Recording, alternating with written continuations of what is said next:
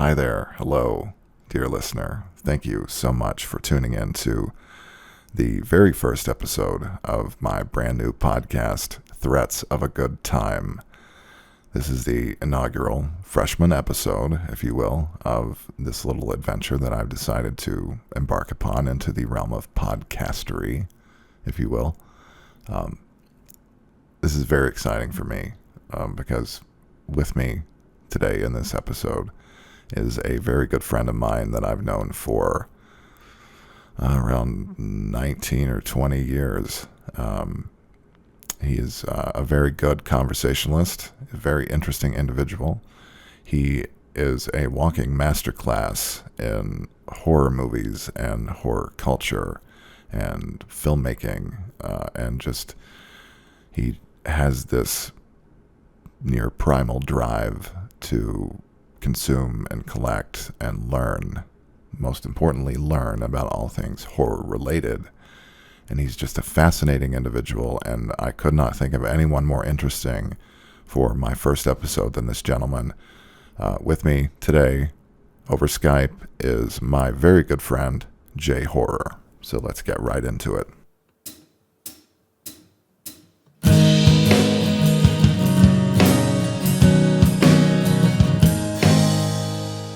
So this is my good friend Jay. I've known since like high school, right? Something like that. It's been a long ass time. Yeah. Long time. People used to say we looked alike. And at a time we did. Yeah. But over time, Jay got better looking and I got fat. So that's what happened. Been fat though, dude. Do what? I've been fat all along. You're not like 6'2", like 260 kind of fat. That's where I'm at right now. Like kind of fat. It's just like walking up the stairs at work, and it's like, fuck, where's my goddamn inhaler? So sweaty, it looks like I got caught in the rain. Kind of fat. All right. Yeah, yeah. It's bad. It's all water weight though. I think if that's a thing. Dude, you're a dad though, so just go with the dad bod thing, and you're good. That's how I'm trying to play it off, honestly. Yeah, we're in our 30s. Right. Yeah. Yeah.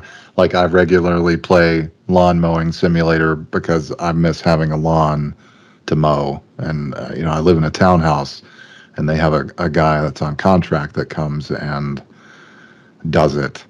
So I can't do it. So yeah, I gotta scratch that dad itch somehow, Yeah, we'll just break stuff and then just start fixing shit. Yeah, I mean, I'm always looking for stuff around the apartment to fix.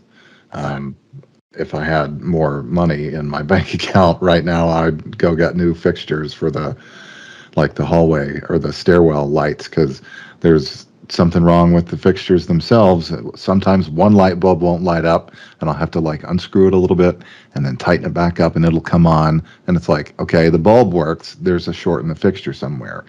Why? I need to fix it. I have this primal need. But yeah, but at least you can fix stuff. Like shit breaks in my house, I'm like, well, I'm calling the renter's office because I don't know how to fix shit. Yeah.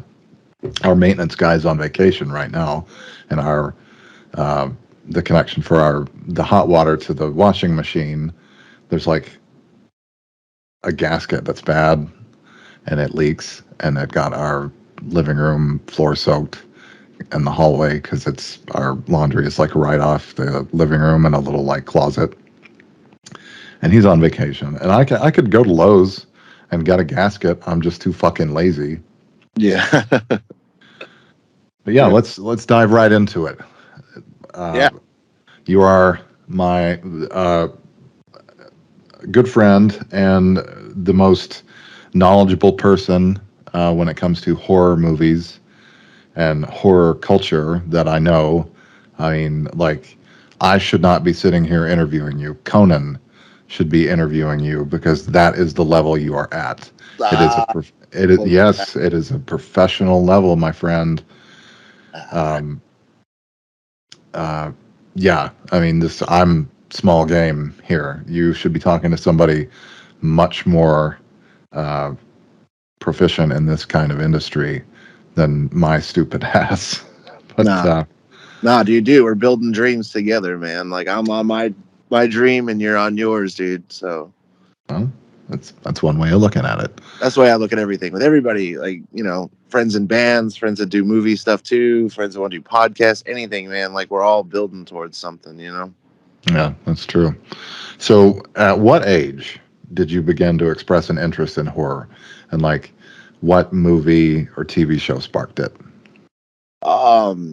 Man, I was really little, dude. Like, I would say kindergarten age. Like, as far back, okay, where I can really think of like the first memory I like really have of like a horror experience and like where it kind of started.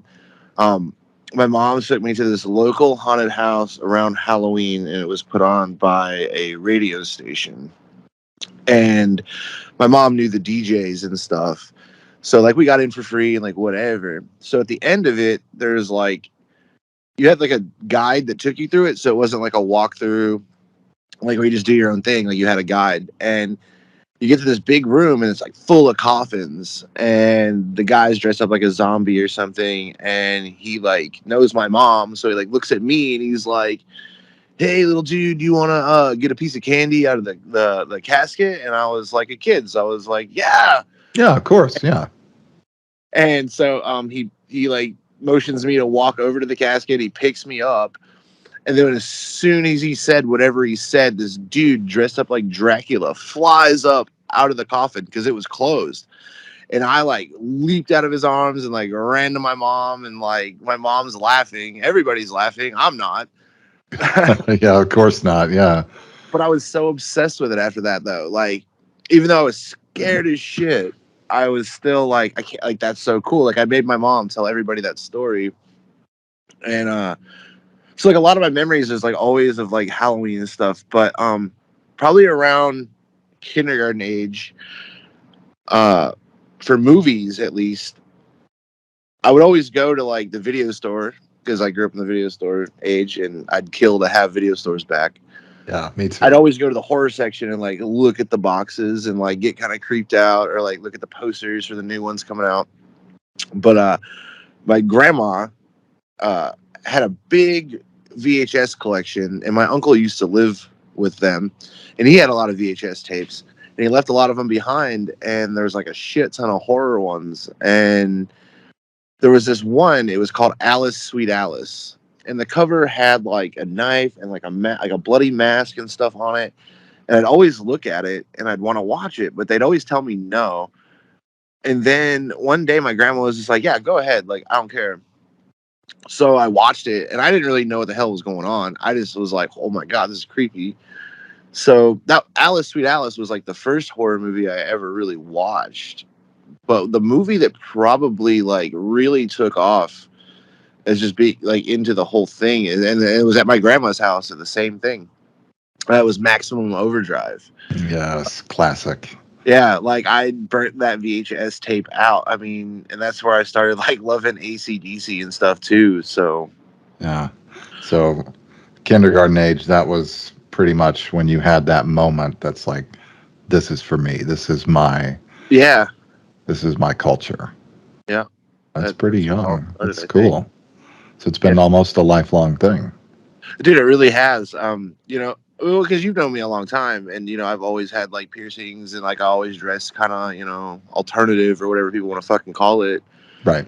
And it's true when I say it, though. Everybody makes the joke, "It wasn't a phase, mom." Like, no, and like it for me, it really isn't, because like my mom used to call me Johnny Cash when I was a kid because I always wanted to wear black. I'd never wanted to wear color, and to this day, that's all I wear really is black. You know? Yeah. Yeah. So Sunlight and heat waves be damned. I'm yeah, wearing black. yeah, Yeah, I'm pretty much the same way. Yeah, unless I'm at home, and then I'll throw on the white moisture wicking T-shirt and the gym shorts and socks and sandals. Because dad life. yeah, dad But black.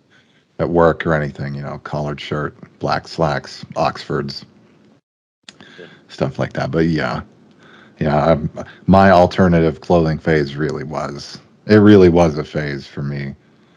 I mean, nothing wrong with it. Dude, nothing wrong with that though. Yeah.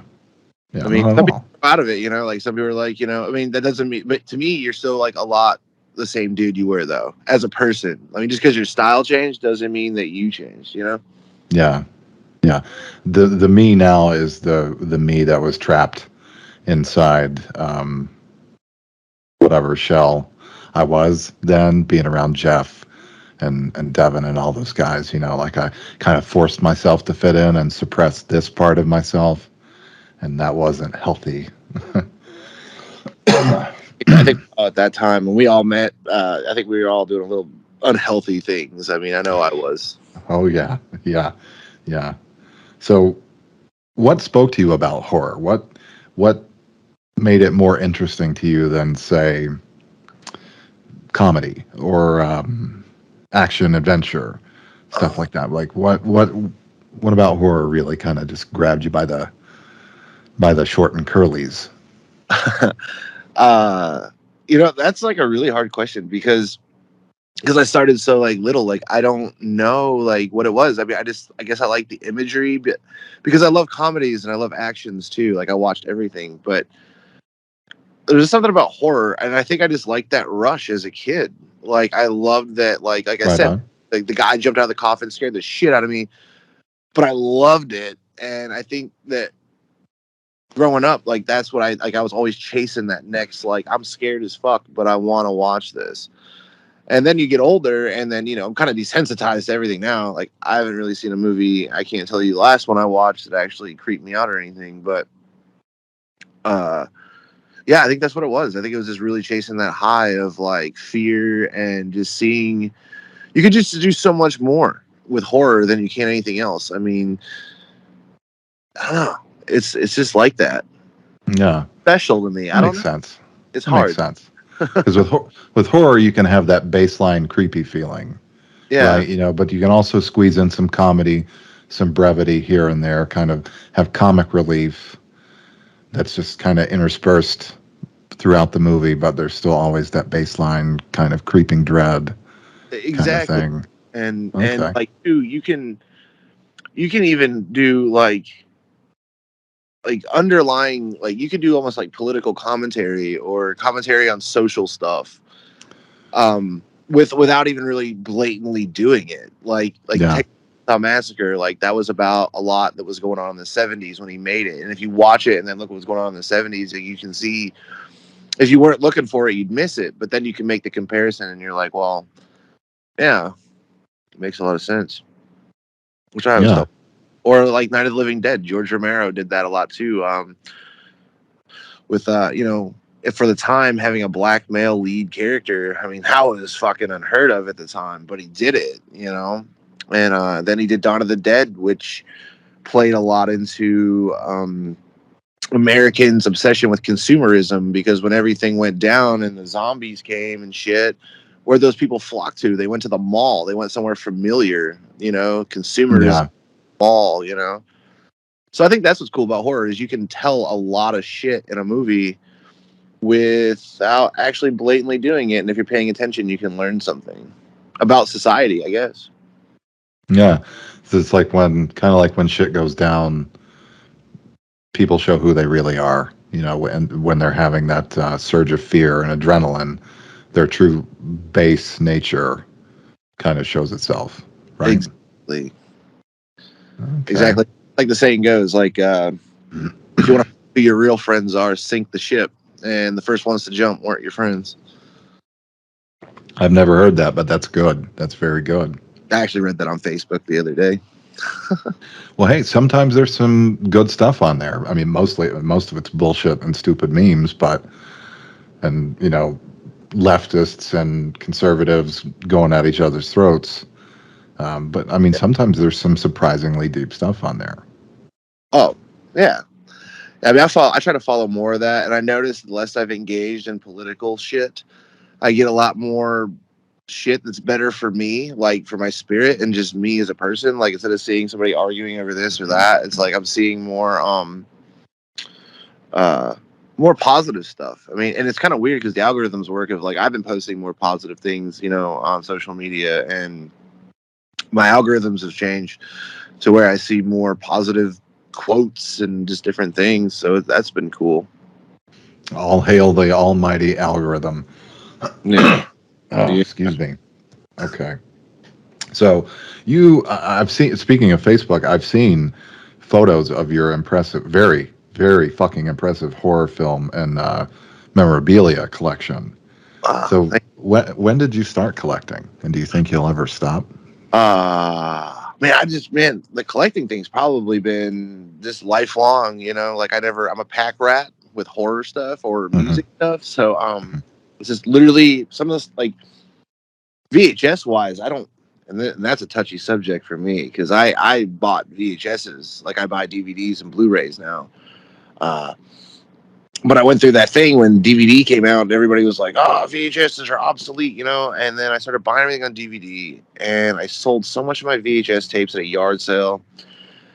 And some of those tapes now are worth over hundreds of dollars. There was stuff that like wasn't mainstream. It wasn't like Friday the 13th. You can buy that for a couple bucks. Yeah. But I have Chroma movies and this different stuff on VHS that I would just love to have back. But so yeah, I mean, I've been collecting. I collected VHSs as a kid, and then now I'm into Blu-rays and DVDs. I can definitely tell you, I don't own anything digitally. Like I don't do the download thing. I fucking hate that. People are like, "Oh, why Hmm. don't you just buy them on Vudu or Amazon, and you can just have it on your account and you can watch it anywhere." And I'm like, "Well, it takes a lot of the fun out of it." Yeah. And physical media always beats streaming anyway. And if their servers go down or they decide, oh, hey, we're going to take away your access to this thing you paid for, well, you're just shit out of luck. That's it. Your power goes out, or your internet goes out, rather. Because your power goes out, you're not watching anything, but maybe reading a book. Uh, but your internet goes out, pop a Blu-ray in, boom, good to Yep. go. Zoom. Can't do that with Voodoo or Movies Anywhere or anything like that. So, do you think you'll ever stop collecting? Oh, absolutely not. Good. That's good. No, it's a thrill of the hunt for me though too. Like I get a lot of joy out of that because some things like you could go on Amazon and you could just buy it and it'll be at your house in 2 days. But what I really like to do is I like to go to new used record stores that have movie sections or flea markets or yard sales, things like that, Hmm. and just dig through people's movies because like I have found so many things for like 50 cents, $1, or a movie that like I've been looking for and like there it is in a box and it's $1 and it's like holy shit, I own it now, you know. Yeah. And Yeah. that's part of it too. It's like it's just so fun. And while we're talking about fun, tattoos are pretty fun, don't you think? I I think think they are. Yeah. Yeah, I think we agree on that. So how many do you have now?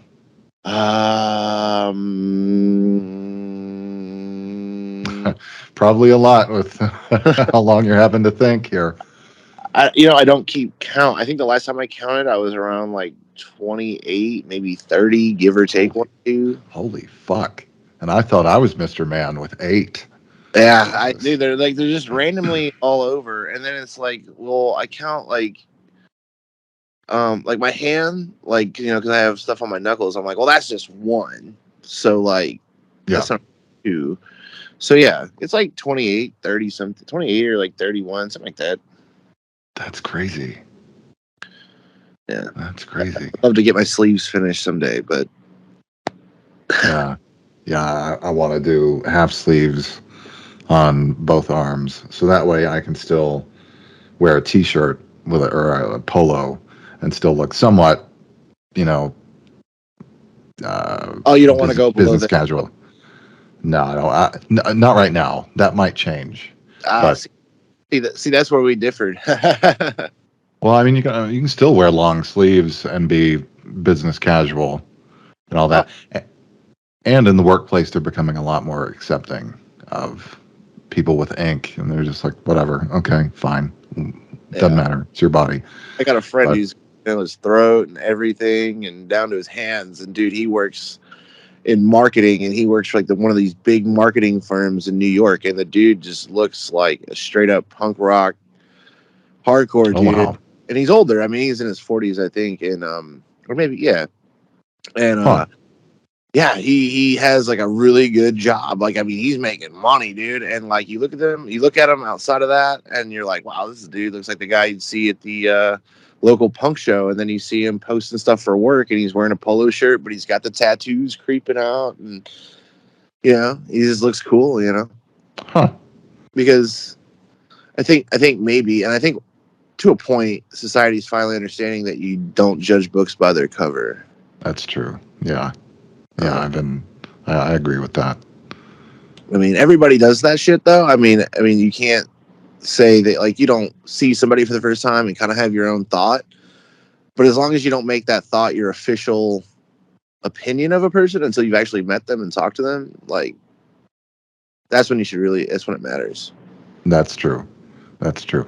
I mean, I'm not above admitting I've seen people that it's like, whoa, holy shit, Yeah. what the fuck? And then you go talk to them, and it's like, oh, I was wrong. Yeah. And people do that to me all the time. Like, they're like, dude, you just look gnarly. Like, you just look like you'd be mean, or like you'd like hurt people. But then they meet me and they're like, yeah, dude, you're like really funny and you're like super nice and like you would do anything for anybody. Like, you're not like what I thought you'd be like. And it's like, yeah. Yeah, I get that sometimes. Like I had at work the other day, this lady asked me if I had been in the military. I guess it's because of the hat that I wear. It's very square, and I like one of those hats the Marines wear. And then I wear it just to offset my oval face because it just works. And she was like, did you ever serve in the military? And I was like, oh no, ma'am, no. I almost did, but no. And she said, because you look like a brute. Like, just you're this big guy and you look kind of scary. You look like a brute. And I mean that as a compliment. I was like, oh, that's fine. I'll take it as a compliment. That's I would. cool. It's like, that's cool and everything. I mean, I got that a lot. I've had people ask me at the fucking gas station, are you in the military? And it's like, no. And they're like, you look mean. The eyes in the hat, man. Yeah. Oh, dude, that's exactly what she said. She was like, it's the eyes Yeah. and the hat. Yeah, you're a lot like me too. Like, you always kind of have like that like resting asshole face, but you're actually not. Yes. That is true. And and then you'll come out and you'll say something outlandish and people laugh and then like, ha, he's got jokes. Yeah. So do you have a favorite tattoo of all of them?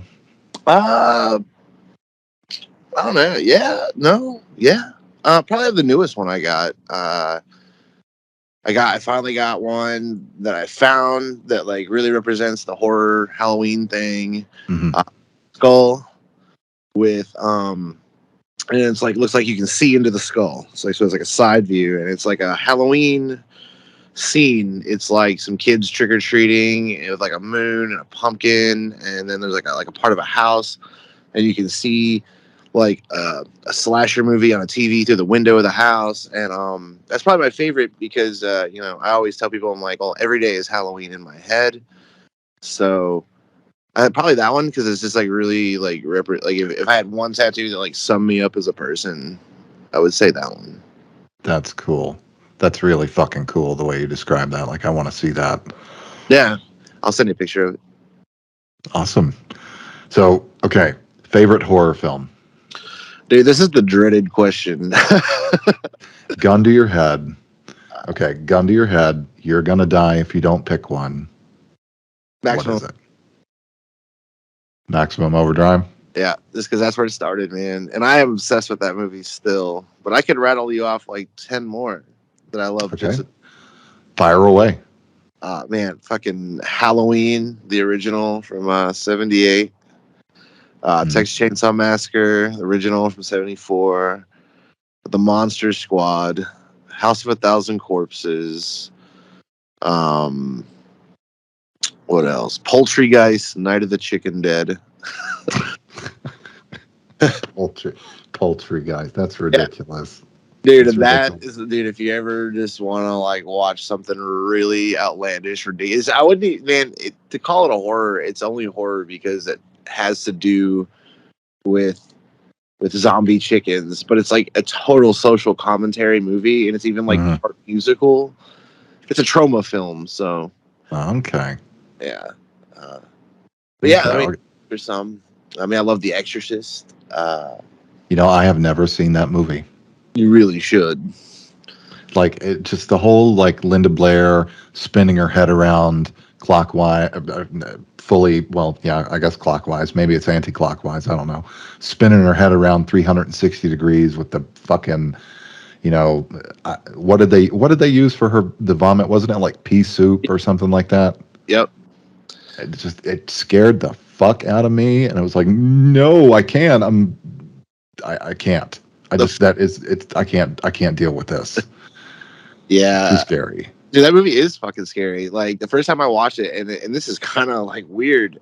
I was uh actually at my youth pastor's house when I was a kid, but I watched it Oh wow. with like 4 or 5 other kids from the youth group that I went to. Yeah, So all was watched it, and was it I was grew up it meant to be was it meant to be like a religious lesson kind of thing about demonic possession? It could have been.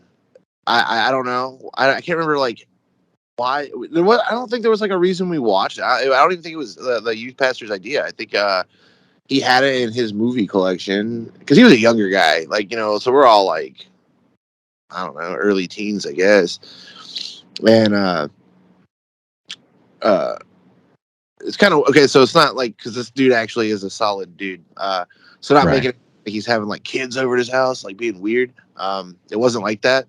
Uh, he was married to the daughter of my friend's foster mom.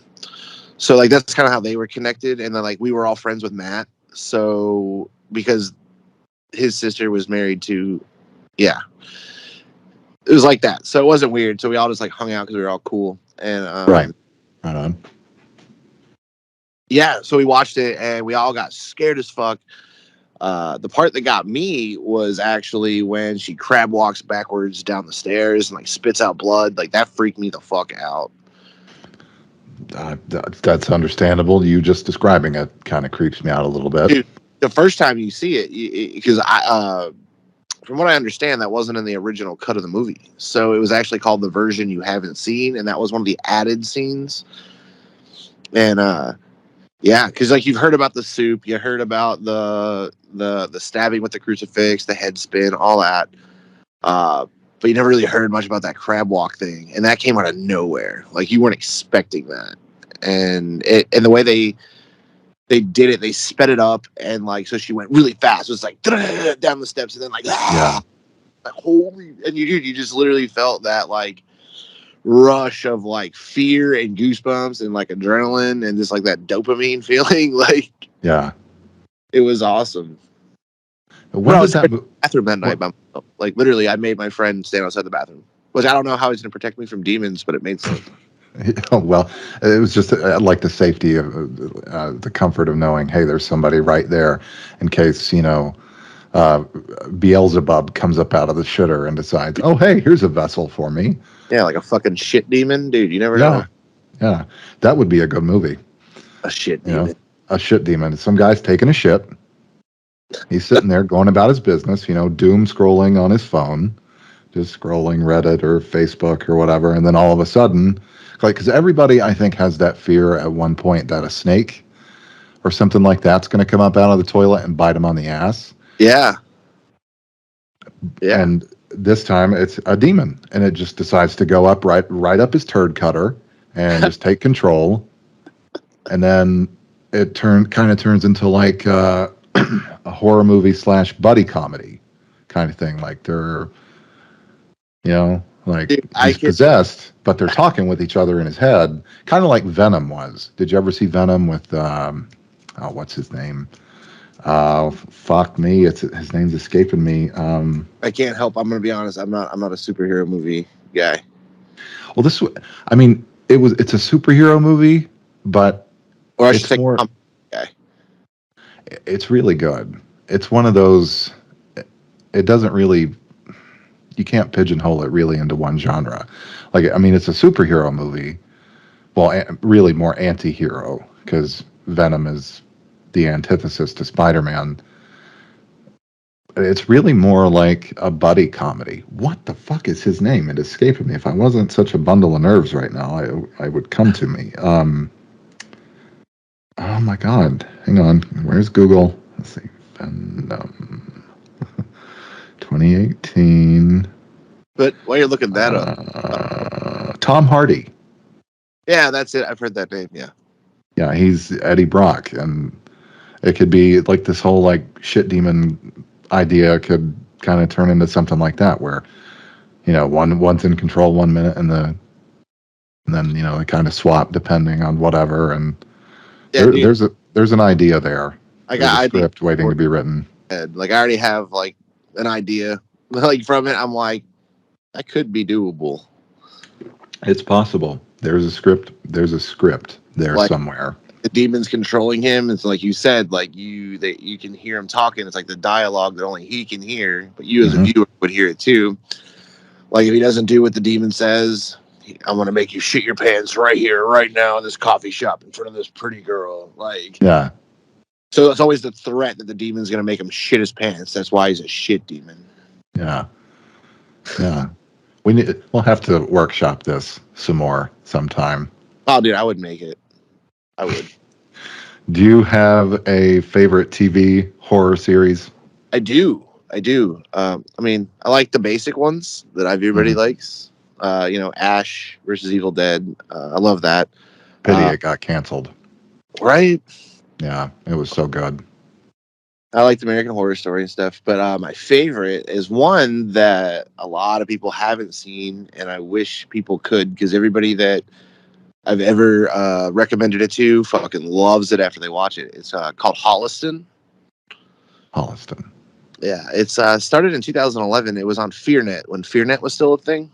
Mm-hmm. And then when it got shut down, there were only 2 seasons. And part of the reason, too, that it never continued was because Dave Brocky, or a.k.a. Odorous Youngest from Gwar, was in the show. Right. And when he passed away around that same time, the creator, Adam Green, they were best friends. He just couldn't bring himself to make the show because Dave wasn't alive. But yeah. But the show is it's like a horror comedy show, sitcom vibe. It's hard to explain because it's like the show is about these 2 dudes who they work for this shitty cable company making shitty cable commercials, and they have like their own like little late night cable show called The Movie Crypt, and they show horror movies and host them. And they're aspiring horror filmmakers. And it's just about their life of like having no money and trying to get their horror movie career off the ground, working this crappy job. And then there's like all the quirky stuff that happens. A lot of like horror tropes are written into it. A lot of cameos. People that you recognize from horror, like Dee Snider is in the show. He plays their boss at the cable station.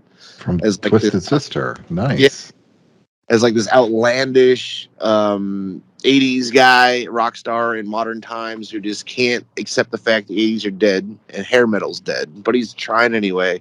Yeah. Yeah. Dude, it's just a really cool show. It's like got horror, comedy, drama. It's just, it's yeah. I'm gonna have to check that out. I relate to it so much. It's like watching my own life half the time. I'm like, I get it. I'm gonna have to check that out. Yeah, it's streaming on Shudder right now. If you have Shudder, I don't, but I know of a certain place on the internet where I can find just about anything. Cool.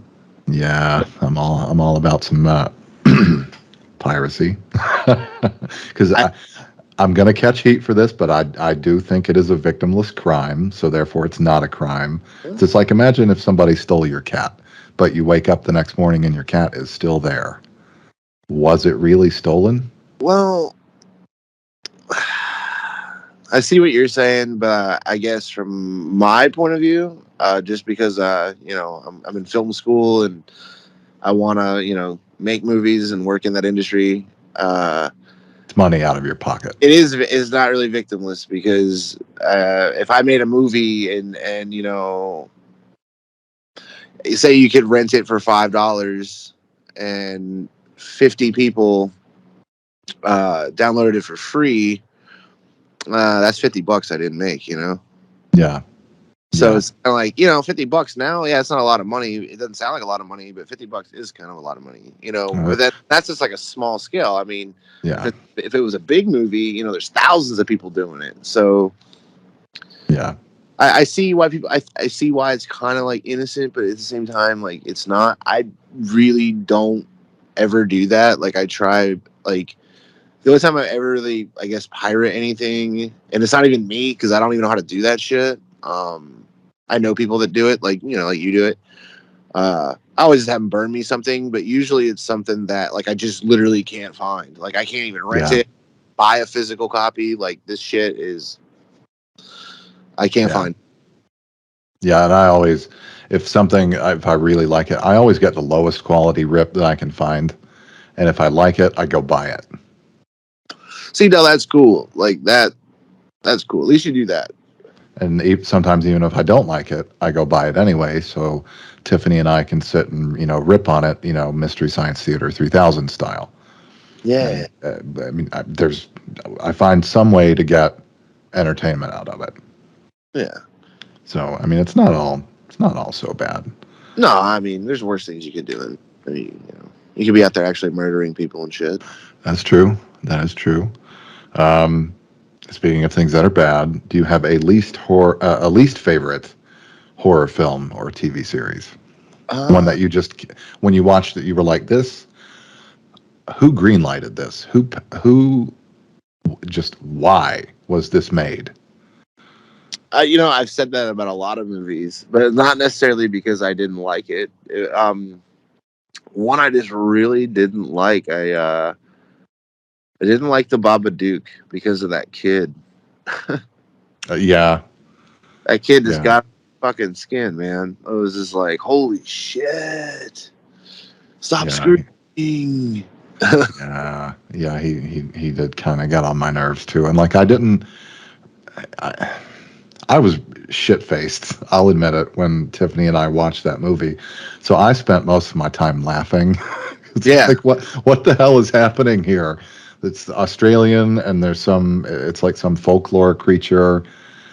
I don't get what's happening. And also I'm really drunk. Yeah. So yeah, but I mean if I were to watch it now, it would probably creep me out just a little bit because there are a lot of shots of it lingering over in the dark and its silhouette and everything and like shit like that gets to me. It Yeah. fucks with my mind.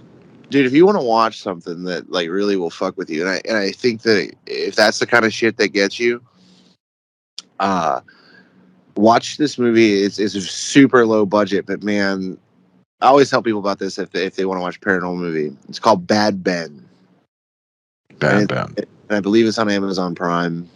That's where I saw it, and this dude ended up making like 6 or 7 of them. His name's Nigel Bach.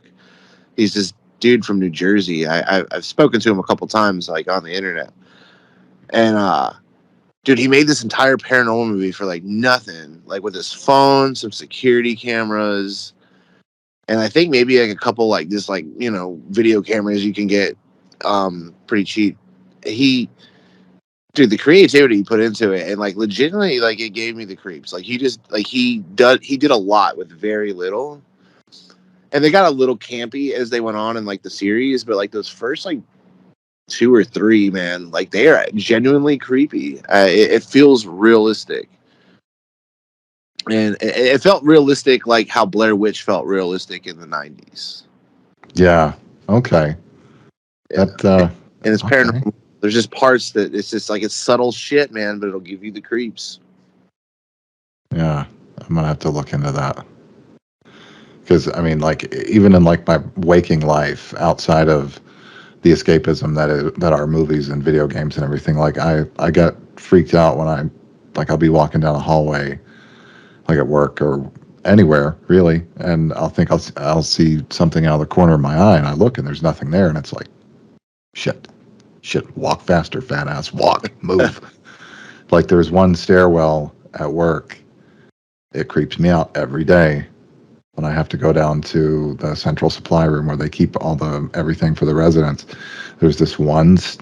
I know what it is. My rational mind knows This building was built in the 1970s. This step is loose and creaky, and the echo of my foot hitting the step, and the step bending and rebounding and creaking and echoing makes it sound like there's a second footstep behind me once I get past this step. Yeah. But my, I guess, reptilian brain or whatever is responsible for fight or flight immediately thinks there's somebody behind you. Yeah. Somebody's coming down the stairs behind you. And every time I get down to the bottom, I open the door and I turn around and I look back just to make sure I'm not about to get stabbed in the fucking carotid, you know? Yeah.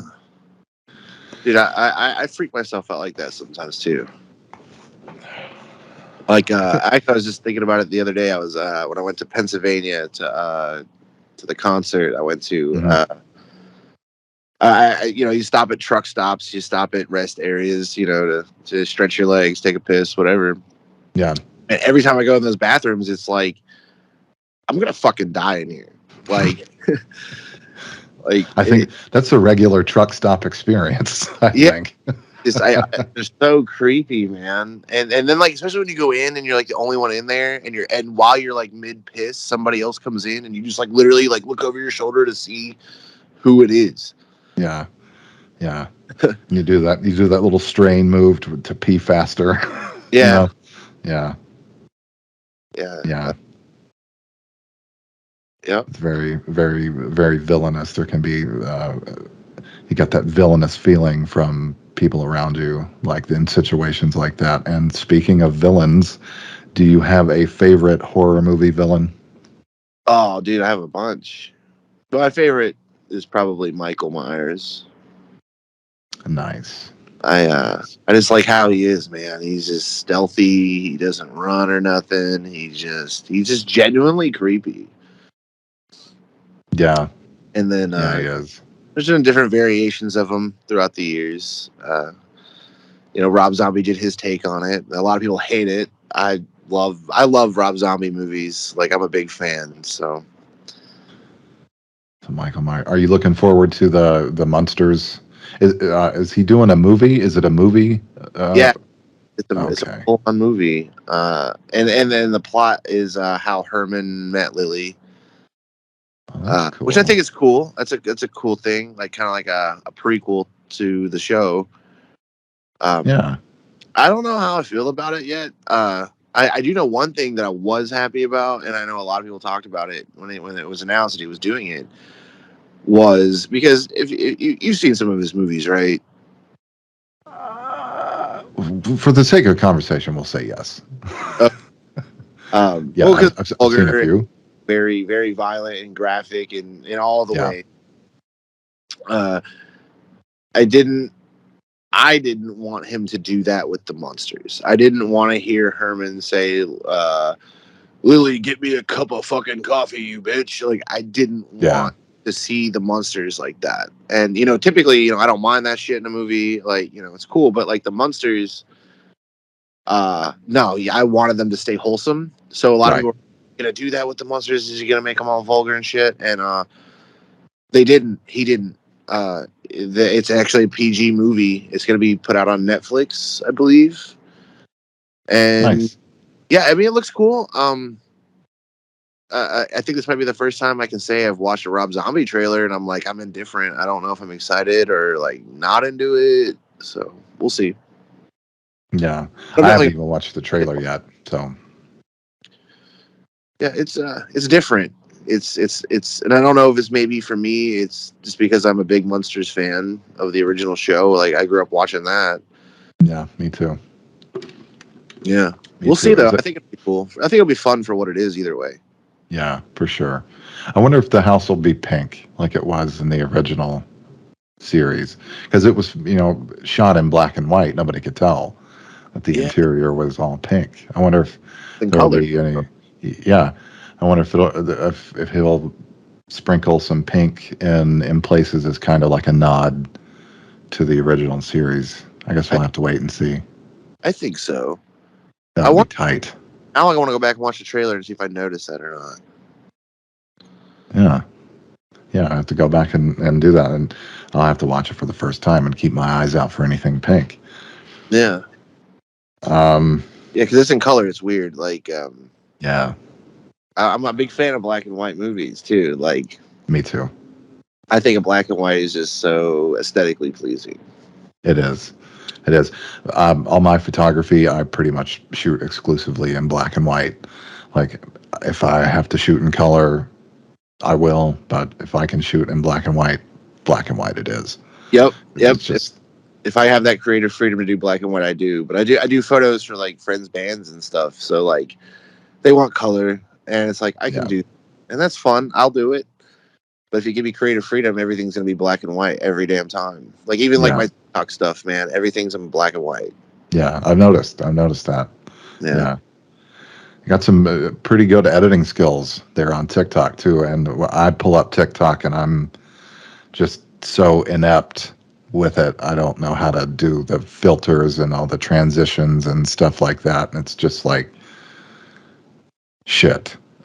Give me just give me Sony Vegas or Adobe Premiere or DaVinci Resolve Yeah. or something like that. That's more. The learning curve for that seems less steep than TikTok. That's crazy. Which doesn't make sense. Because that's what we use at school and stuff, and that's pretty much the industry standard is Premiere. Yeah. And I'm still learning Premiere. Like I'm not great at it. You will be. Yeah, I mean I will be, but I have no problem admitting like where my strengths and weaknesses are. And when it comes to like not TikTok, like editing, I can cut. I'm good at cutting, but I'm not good at like editing. So we talked about Rob Zombie as a filmmaker. If you had to pick a favorite filmmaker, who would it be? And so help me God, if you say M. Night Shyamalan, this interview's over. No. Okay, good. Thank God. Because that guy, I don't know who keeps giving him money. Yeah. He didn't do did he do the movie The Witch? I don't think so. Like as soon as people say M. Night Shyamalan, I always think of The Village. Yeah. And that movie was so stupid. But I know I've seen like other movies of his, but I just don't think I was fans of them. The Witch, was it set in like 1630 New England? Yeah. It has Black Phillip, the goat and stuff, and that's where that whole quote of "Would thou like to live deliciously" came from. Was it released in 2015? I believe so. Yeah. Okay, yeah, that was directed by Robert Eggers. Okay, so no, it wasn't. Yeah. It had that dark vibe, like because I love the vibe of The Witch, and I was like, I feel like that was the M. Night Shyamalan dude, but I guess it wasn't. Yeah, no, Shyamalan did Sixth Sense, of course, which, spoiler alert, if you haven't seen it yet, listeners, the main guy is dead the whole movie. That was the big twist, and that's what he became known for.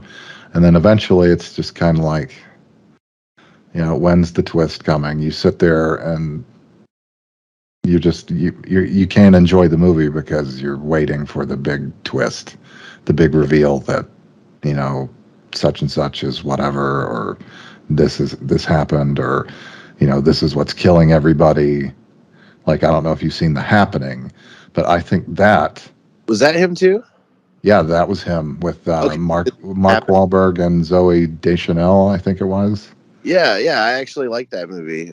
I fucking hated that movie, Jay. God, it was so dumb. I don't Like, know. oh, the fucking trees are killing people. Oh, another spoiler alert. Oops. Yeah, So, okay. Well, I guess I do. Like, I guess I just hated The Village, but yeah, yeah. The Happening was cool. I mean, I didn't like outright hate it. Like, I was kind of indifferent until they did that close-up shot of Mark Wahlberg. I'm sure if you think back, you'll know which one I'm talking about. They got close in on his face, real tight. Was it when And they were he's just, running through the fucking field? yeah, and he's like just working through all these theories really quickly, putting stuff together. and then he figures it out that it's the trees. Yeah, And it's yeah, just like, yeah. who, I don't know, man. I think I like it because sometimes I like movies more so just for the aesthetics or like the way they were filmed, yeah, and I think some of the visuals in that are just cool. yeah. I mean, it could have been a fantastic movie. It's just that one shot ruined it for me. That's fun. I don't know why. It's kind of like Midsummer. It's too slow for my liking, but visually and the plot, it's pretty fucking cool. It's just Yeah, hard to watch because my ADHD is like, yeah, yeah, yeah. It's like, okay, get it moving. Let's yeah. go. Let's see some stuff happen. Um, oh, my notes disappeared. Okay. Um, horror conventions. Let's talk about those. Oh, I How love many? that. I know, I know. That's why I decided to ask. How many have you been to? I don't know. It's kind of like the tattoo thing. I'm not really sure. Uh, Quite a few. Um, Double digits, would you say? yeah, yeah. Nice, nice. Um, Which one was your favorite, if you had to choose? uh, Probably Monster Mania in New Jersey. And when was that? Was Uh, that this year? no, that was. Let's see, I've been here 3 years. I want to say that's been like 4 or 5 years. Okay. That was But in I don't know. I just like that one because it was like the biggest one I went to, right. and but like each one I've been to, like I loved it for a different reason, you know, because I Right. meet people at every one. Then there's always different vendors because I mean I've lived everywhere and I go all over the place all the time. Hmm. So like you just see different shit at all of them, and it's just so much fun because like it's kind of like going to a concert because like I know you're a big Tool fan, so Oh, the biggest Tool it, fan. if you went and saw Tool, you're gonna vibe with those people in the room because Tool fans are just fucking fanatical about Tool, you know? And that's what makes them insufferable, honestly. Like, I try to keep it on the down low that they're my favorite because I don't want people to be like, oh, you're one of those guys that's up Maynard's ass and, thinks Danny Carey is a god, which, he is, I think, You But know, but that's your thing, you know? Like you're a yeah, Tool, yeah, and it's like that. But so like when you get around other people who love it like you do, you know, you're just like you feel really comfortable, and like that's kind of like what going to a horror con is for me, or like going to like a metal show or whatever. Like it's hmm all like you're around people and things, everybody's about the same shit, so it's like you're not the weirdo in that moment or that place. you're among your people. Yeah, you're Yeah, just cool. Like everybody's walking around in horror shirts and wearing black or has tattoos and piercings, and then you have people that aren't like that too. They're just people that you would never guess are horror fans, but they're fans and they're just cool people. yeah. And everybody kind of gets on that same wavelength and the same vibrational whatever, the same vibes, and everybody's friends. Yeah. Yeah, like you Yeah. could walk up to somebody and be like, "Oh, dude, I dig your Evil Dead shirt," and then you're gonna stand there and talk to them for 15 minutes, and you're gonna follow each other on Instagram, and you're gonna make new friends. Like it's just like that. I'd say you've met some pretty notable people in the industry at these Yeah. conventions. Um, who have you met, and how many have you met, and who have you met? Uh, Just if you can remember. I don't know how many. I mean, I could tell you like memorable ones. Yeah, yeah, that'll do. My Yeah. favorites. I think my absolute favorite that I've met, and I've met him a few times, is Joe Bob Briggs. Oh, right. Yeah. Of what Monster Vision? Is that what Yeah, it was called? Yeah. Nice. yeah. I am a big Joe Bob fanatic, man. Like I love Joe Bob. I want to get a tattoo of Joe Bob someday. That'd be Uh, cool. yeah. Oh, dude, he's just part of like the childhood thing, like we were talking about earlier. Like I was like a young kid, man, and like Saturday nights, Monster Vision, and nobody else I knew. like watched it. So like it was like my own thing, you know, like Saturday night watching Monster Vision, gonna see all these movies, and Joe Bob's like gonna talk and tell jokes. Like it's just cool. Yeah, that is pretty cool.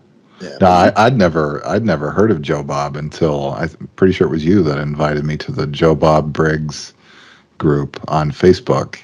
yeah, And it's like I'm just looking through there and I'm seeing all this stuff and um, the movies I never heard of and learning about Freak Show and that Stephen King was involved with that. And then I saw Stephen King. It was immediately it was like, okay, I'm interested in all of these things and all of these people because you know Stephen King is my horror guy.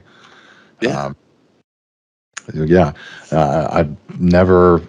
I kind of regret never ever seeing that on TV as a kid because what network was it on? Like TNT, right? Yeah, yeah. Okay, yeah, I Well, hey, never. if you want to relive it, like kinda, it's basically the same format, same shit as Monster Vision. It's just not called Monster Vision.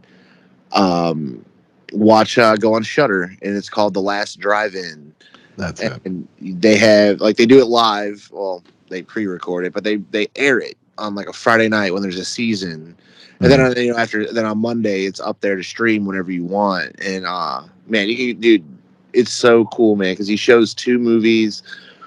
It's usually shit you've never seen or stuff you wouldn't watch typically, but because it's Joe Bob and you like want to watch him talk about the movie and tell you facts and tell jokes and do interviews with different people he has on, you just watch it for that, even if you don't like the movie. It's just something. And I feel like you're the kind of person who actually would appreciate Joe Bob. I know a lot of people that I've told about it, and they're like, I don't see why you like it. I think it's really annoying that he like breaks into the middle of the movie and talks for 20 minutes and then goes back to the movie. And it's like, I guess if you didn't grow up with it or you're not into like learning stuff about stuff, like you just want to watch the movie and you don't give a shit past that. I get it. Yeah. Um, No, I'm sure I would dig on that. I'm no, sure I could get down with that format because it seems like it's the horror movie equivalent of say Mystery Science Theater, which they've done horror movies. I mean, they're old, campy, shitty horror movies like Ega and uh, oh my God, I've seen like pretty much all of them. I should really be able to recall more than just Ega. Um, but I mean, yeah, they've done old campy Manos, the Hands of Fate, which translates to hands of fate.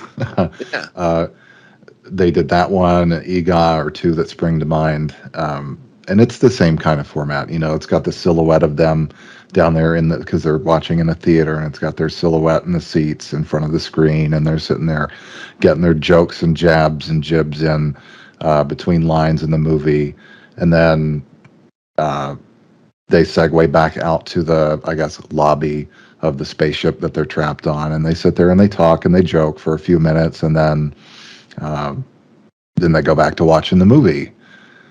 yeah, And yeah. If you can deal with that, you'll like Joe Bob because Joe Bob don't even yeah, talk over the movie. He just it cuts to what we call a Joe Bob break. yeah, Yeah, yeah, I could, yeah.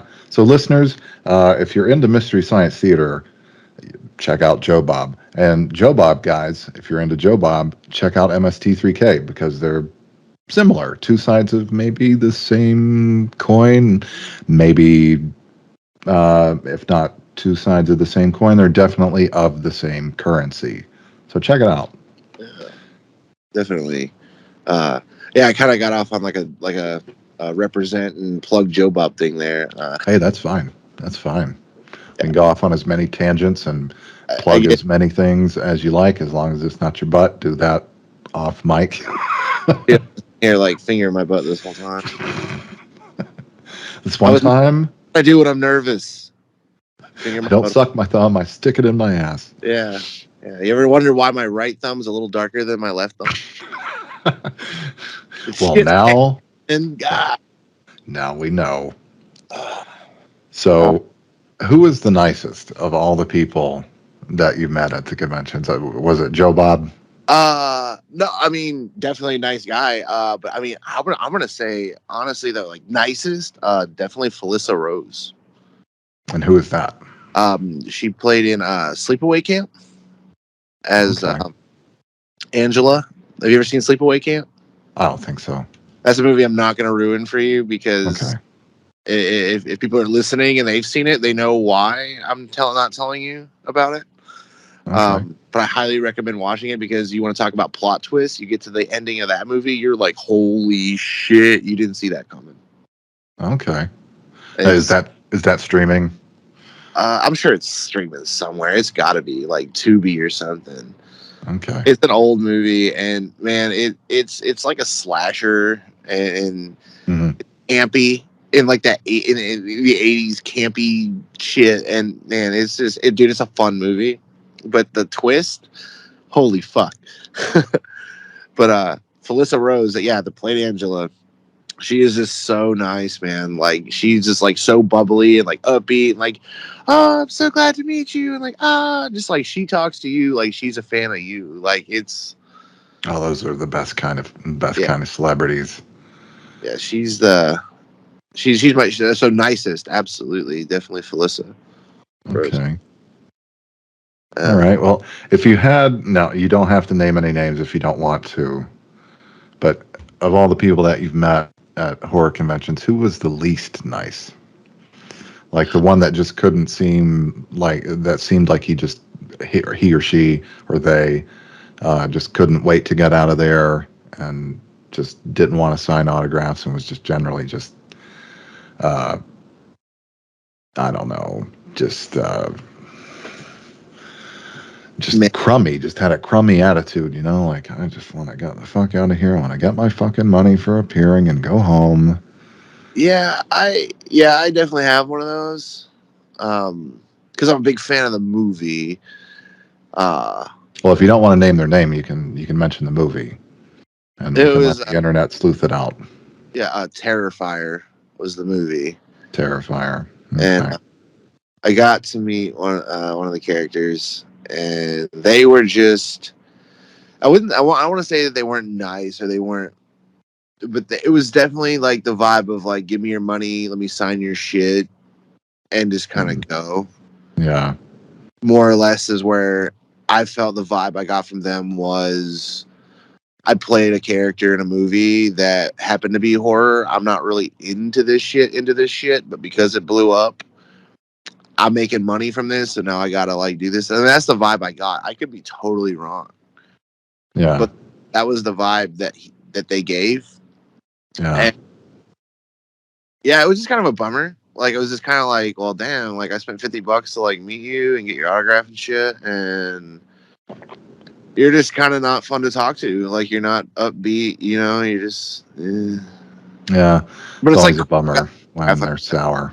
that was cool. That was really the only like not so great experience, like where it was just kind of like, oh, that was kind of like it was worth it because I got the autograph, because I'm a fan Yeah. of the character. But I'm sure damn, he felt kind of deflated. It's like, well, I really wanted to meet this person, and they just kind of were sour about everything, kind of a yeah, sour grape. it wasn't a lot of enthusiasm. Uh, Yeah. and one person that was kind of I wouldn't, and I don't say this one's name because it's not a bad thing. It was just kind of like I didn't know what to expect. Was I met Doug Bradley, the guy who played Pinhead in Hellraiser, Nice. and Nice. he is an interesting guy. Like he is just very soft spoken and not Hmm. a very what's the word I'm looking for, extroverted person. Right. So he was very nice. He spoke to you, but he wasn't like you know. But that's still cool. Like I'm not saying anything bad about him. Like, but that was one that I met that I think kind of like I didn't know what to expect. I wasn't disappointed, so it was just like, well, that's cool because like when he speaks, he actually sounds like Pinhead. Like I could listen to Yeah. that talk all day because his voice is just that cool. Right. Right He's on. got a voice like yours. It's a unique voice. Like Oh, man, we both know you got that voice, man. is Sometimes, yeah, sometimes, yeah. When I get nervous, it tends to pitch up a little bit and get higher, and I lose that gravelly, like this. I kind of lose that gravelly tone when I get nervous. But yeah, yeah. I do this. you flatter me, Jay. You flatter Well, me. I mean, I know you want to do like voice work, and you're doing it right now. We're doing it. You're doing what you want to do right now. Yes, we are. Yes, we are, and I'm so fucking nervous. So nervous. Doing great. All right, boxers, briefs, or banana hammocks. I wear briefs. Briefs, like the support. Yeah, yeah. Yeah, yeah. I think more so because I used to wear boxers and the chafing. I just got chafed by those. They'd bunch up in Yeah. my pants and like this Yeah. weird. Yeah, that's what turned me off of boxers. They would always like I don't have an ass. Me I'm either. pretty sure it's just flat back there, and they would always bunch up around where my ass should be, Yep. and it started pissing me off. Yeah, because And you're losing your pants. Like no matter how tight you make your belt, you yeah, lose your pants. Like, yeah, it's the same problem. yeah, that's why I switched to banana hammocks because you have the freedom of like going commando or not wearing any underwear, but you also have the support of briefs. It's like you've got this somebody in your pants in the front, just holding up your junk, supporting it all day. But the downside is there's nothing there to protect your inner thighs from chafing. Yeah, Yeah, I learned that the hard way this week. yeah. See, Yeah, you get that chub rub, man. yeah, yeah. And the place where I work, it stays a balmy like 90 fucking degrees in the building because they won't fix the air conditioning for some reason. So Fuck that. yeah, and I got to wear slacks and cargo pants or utility pants, and so I can carry. I got my car keys, the sets of keys for work, my pocket knife, cigarettes, phone, wallet, all the stuff, and it's yeah. I had to gold bond. I had to gold bond up a few times just to get some relief. It sucked. It fucking sucked. You need to pre-bond, dude. You need to put the gold bond on before it happens. That is true. I should have thought of that. See now going forward tomorrow, you got to powder your nut and put it between the thighs, man. Dude, you can put some in your ass crack, bro. That's that pump ass like a motherfucker. Dude, it's great. I want to get endorsed by Gold Bond because like using Gold Bond for years, I'm about it. Just don't ever use the spray Gold Bond on your area because the propellant, that makes it Oh. it's cold, and it will also leave you with chemical burns. Yeah, I've Yeah, the spray. Oh no, I used the spray before. It's not good to use the spray. No, I've used it. It sucks if you use it right out the shower when your pores are open. yeah, Yeah. yeah, But it's also like how I learned not to put icy hot on your balls. So yeah, yeah. I don't know if you remember. He's gonna fucking kill me if he ever hears this, but it'll be worth it. I'll die laughing. I don't know if you ever remember Matthew, my redheaded buddy. uh, does he wear glasses? He wears glasses now, but not back then. He may not have been around a whole lot I because met him. I don't know. Not I bringing don't him. think he really liked Jeff and all of them too much, and they really weren't his scene and everything.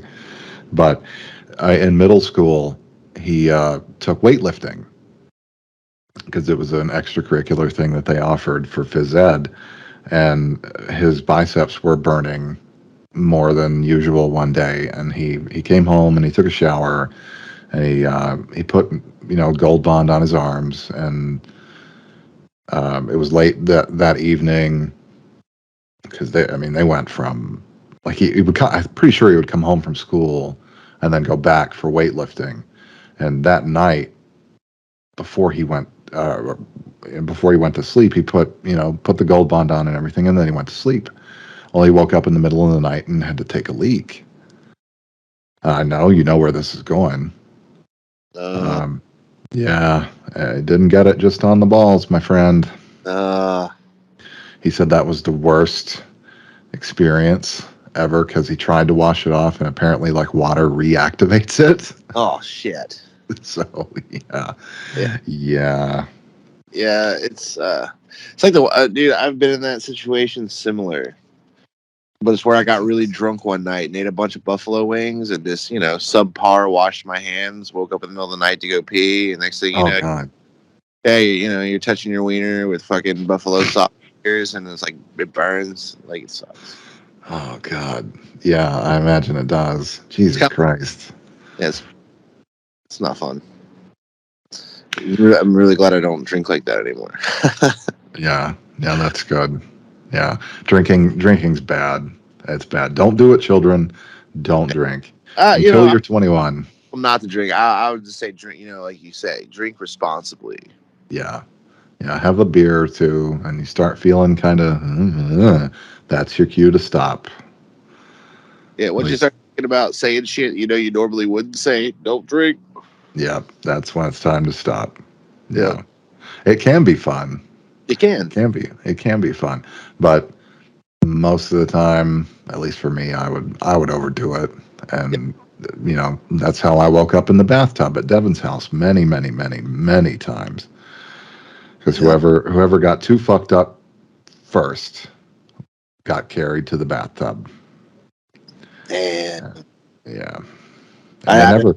You couldn't get put on your side in the bathtub, so if you puked, you were gonna, aspirate and fucking die. So I mean, I got lucky there. that only happened to me one time. I got blackout drunk like that. Oh no, I've been blackout drunk a million times. I just mean where I actually threw up in my sleep. Oh wow. Yeah, and thankfully that was one of the nights that was a hookup night, and there was somebody there. Yeah, yeah, that's good. Yeah, that was Yeah. a that was a bring a girl home kind of night, and luckily she stayed the night and like made sure I didn't die. Yeah. Well, thank goodness for her. She saved a life. Yeah, that was a weird time in my life. I don't know if we really talked during that time, but yeah, that was a weird like 5-6 years there. Yeah. Yeah. Now, is how's film school? Is that weird or is it fun? Or, I mean, I know it's certainly an experience. I love it. I love it, dude. Like it's the first time I can actually say I love going to school, and I'm getting A's left and right. My GPA is almost 100. Nice. Very Yeah, well done. yeah. So I feel like I'm kind of like at the top of my class, and Getting all misty eyed over here. I'm just so proud.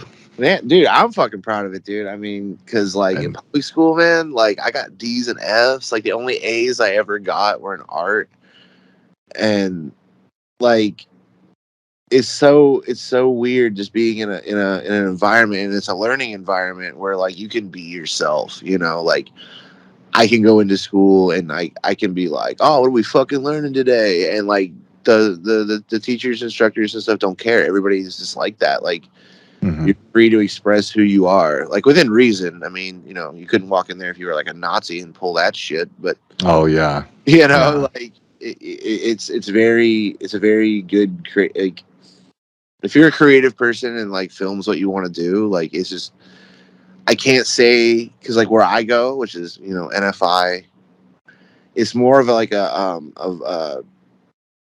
vocational type program. The way it's set up, it's accredited, so you can get like use FAFSA and stuff like that.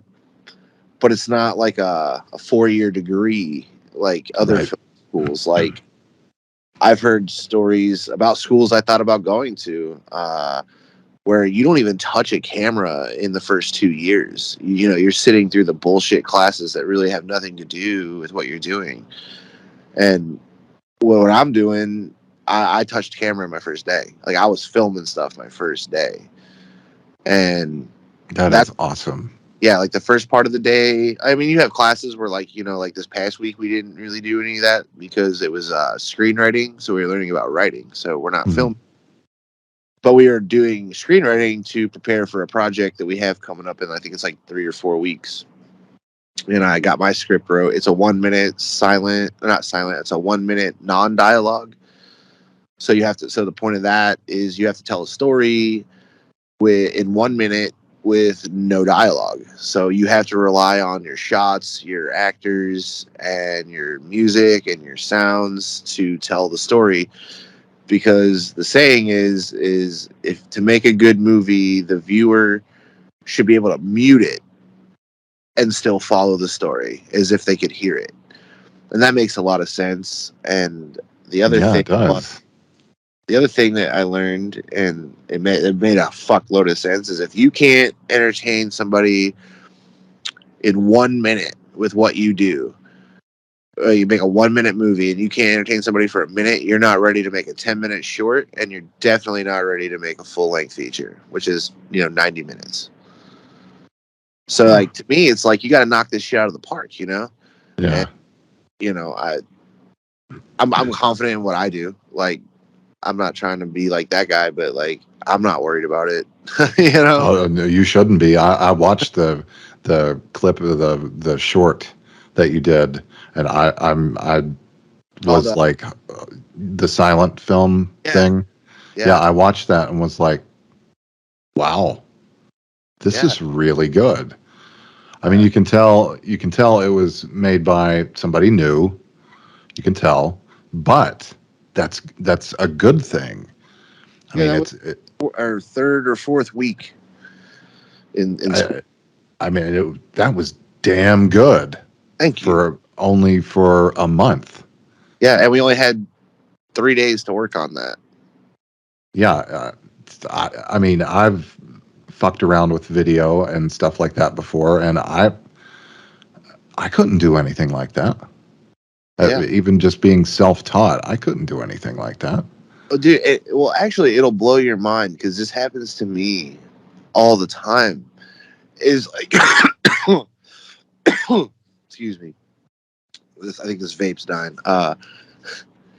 We because I mean I did a lot of like fuck around and find out stuff. Like I Hmm. just pick up a camera, I have an idea, I'm gonna do it. Or like even TikTok, man. Like I'll tell anybody that like wants to just mess around or like just see if you have a knack or want to just mess with something and it doesn't cost you anything. Is TikTok is a great thing to like really figure that out. And that was part of the thing that like really like just getting TikTok because I was so bored. I was out of work for 2 months. I got laid off and going nuts. And somebody's like, "Man, you're like entertaining and like you should check out TikTok." I'm like, "No, that's so stupid. Like I'm not getting on Hmm. TikTok." And I think it was like the second or third weekend of not being at work, and I downloaded it and I started messing with that. And I'm like, "Wow, this is actually kind of fun." Uh, so that was like really what made me kind of a turning point to be like, you know what? Like I've messed with everything else. I've pulled a lot of cool shit out of my ass in the past. This is working because I'm just gaining followers left and right on there. Hmm. And I'm like, okay, like maybe this is like really what I'm supposed to be doing. Like this is it. I've known that all along. I'm supposed to work in like the film industry, in horror and all that. So that's something. But what I was getting back to is like all that fucking around, from TikTok and just messing with cameras and doing photography and just doing different stuff. I learned a lot by doing that. But what I realized is I didn't know what the fuck I was doing, but I was doing things right to a point just because that's just the way my brain worked. So we did this one project. It was our first week, and we were just messing around with just come up with a like really loose idea and shoot it to learn some basic stuff. And I did these shots, and I didn't know what they were called. I just did them because I knew they looked good, and I knew this is how it needed to look. And one of the dudes I go to school with, like he has like some more, I guess, professional ish he has more experience than me in some aspects. Mm-hmm. And he was like, "Oh man, that's a great Dutch shot. Did you mean to do that?" And I Oh was, yeah, the Dutch angles, the tilted yeah, angles and stuff. like, Yeah. and I've been doing that for years, like just making stuff. And I'm like, I never knew what the hell it was called. I just did it because I thought it looked cool and I seen it in movies, you know, Yeah. like okay. He was just like, wow, man, that's just like really good how you just like knew when to execute it and how to use it. And I'm like, yeah, I just do it. And it seems like where my strength is really in all of this is which is being a cinematographer or a director of photography. Because when we do projects, we have to go to our other students and be like, oh, hey, can you edit, or hey, can you do this? Mm-hmm. And I've had a lot of people want me to DP on their projects because they're like, you're just really good with the camera, like just everything you shoot looks good. And I'm just like, I don't know what to say because like I don't want to be like, yeah, I know, and then at the same time, like I always downplay everything because I'm not an egotistical prick, Right. Right. like I've never been like that. You've known me a long time. I've never been Yeah. like that. And Never. but no, it just feels really fucking good because going back to why I love this is like, public school, man, like I wasn't, Mr. Popularity or anything, and like gym class, you pick teams, I wasn't first picked. I was usually last picked, group things at school. You get to work in a group, last pick, like dumbass Jay, like Jay doesn't know how to do this shit because Jay doesn't give a shit. But at this, when we do group projects and we, two people are picked and you pick your teams or who you want to work with, like I'm always first picked, first or second picked. Mm-hmm. And it's just such a really good feeling to like, wow, I really am on the right track. Like it's just letting me know like people want to work with me. People want me to work on their shit, Yeah. I'd And say there's that reinforcement that it's like I really am who I thought I was. yeah, It's like I really am who I thought I was all those years and all this time. And I'm sure that feels amazing. it does. Like it's like I'm on the right track. I mean, it's taken a long time to get here. I wish I would have done this years ago, but that's then, this is now, and Mm-hmm.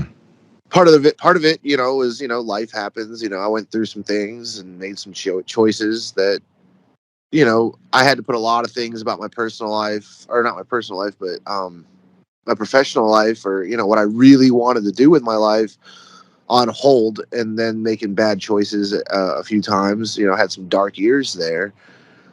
I but I'm here now, and Yeah. this doing so. It's like I'm back on the path that I started on. When I was 18. Because I started going to Full Sail when I was 18, Mm-hmm. and I fucked that up because I made some stupid choices. But I think actually being older now, being in my 30s, I think I'm more prepared for this now than I was then.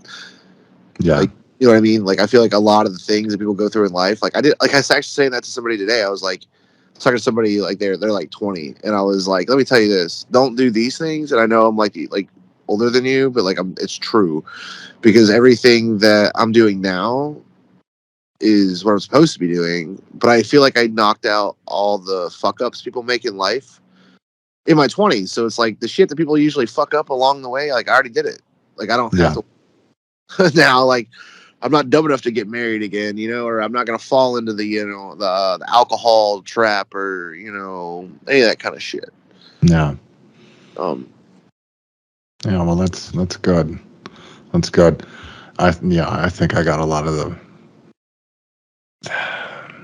those impulsive tendencies and stupid mistakes and shit like that out of my system in my 20s as well, because I think there's just something biologically about men that, which, I mean, listener, feel free to disagree or correct me if I'm wrong, but I've read that men really begin to mature into adulthood right around 30. being one, I think so. I mean, I think I'm definitely doing. I mean, I'm not. I don't think I know I'm doing better in my 30s than I ever did in my 20s. Like, Yeah. absolutely. Like, Yeah. there's no like who I am today would fucking hate the guy I was 10 years ago, or even, 5 years ago. Yeah. Um, it's just crazy how that works. And a big part of it for me, and now, and this is just where I'm at, and I don't think this has anything to do with age. It's just more so because I have ADHD.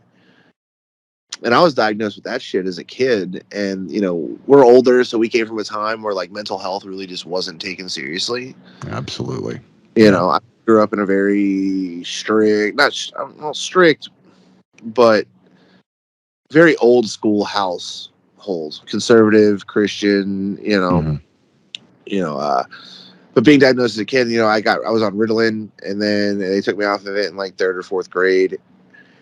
And then it was just kind of never talked about. It was just, oh, you're a boy. It's normal to be hyper, or like, oh, you'll grow out of it, or Right. try Yeah. hard, focus, or like everybody gets sad, or everybody, it's just all the shit that comes along with ADHD that I never even understood, man. Like I didn't even understand myself till like 2 years ago of like why I am the way I am and how my brain works.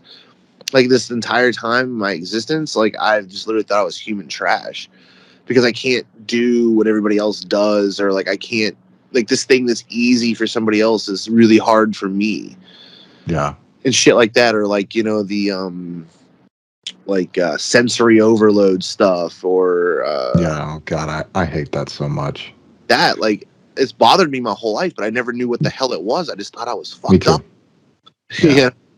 Yeah.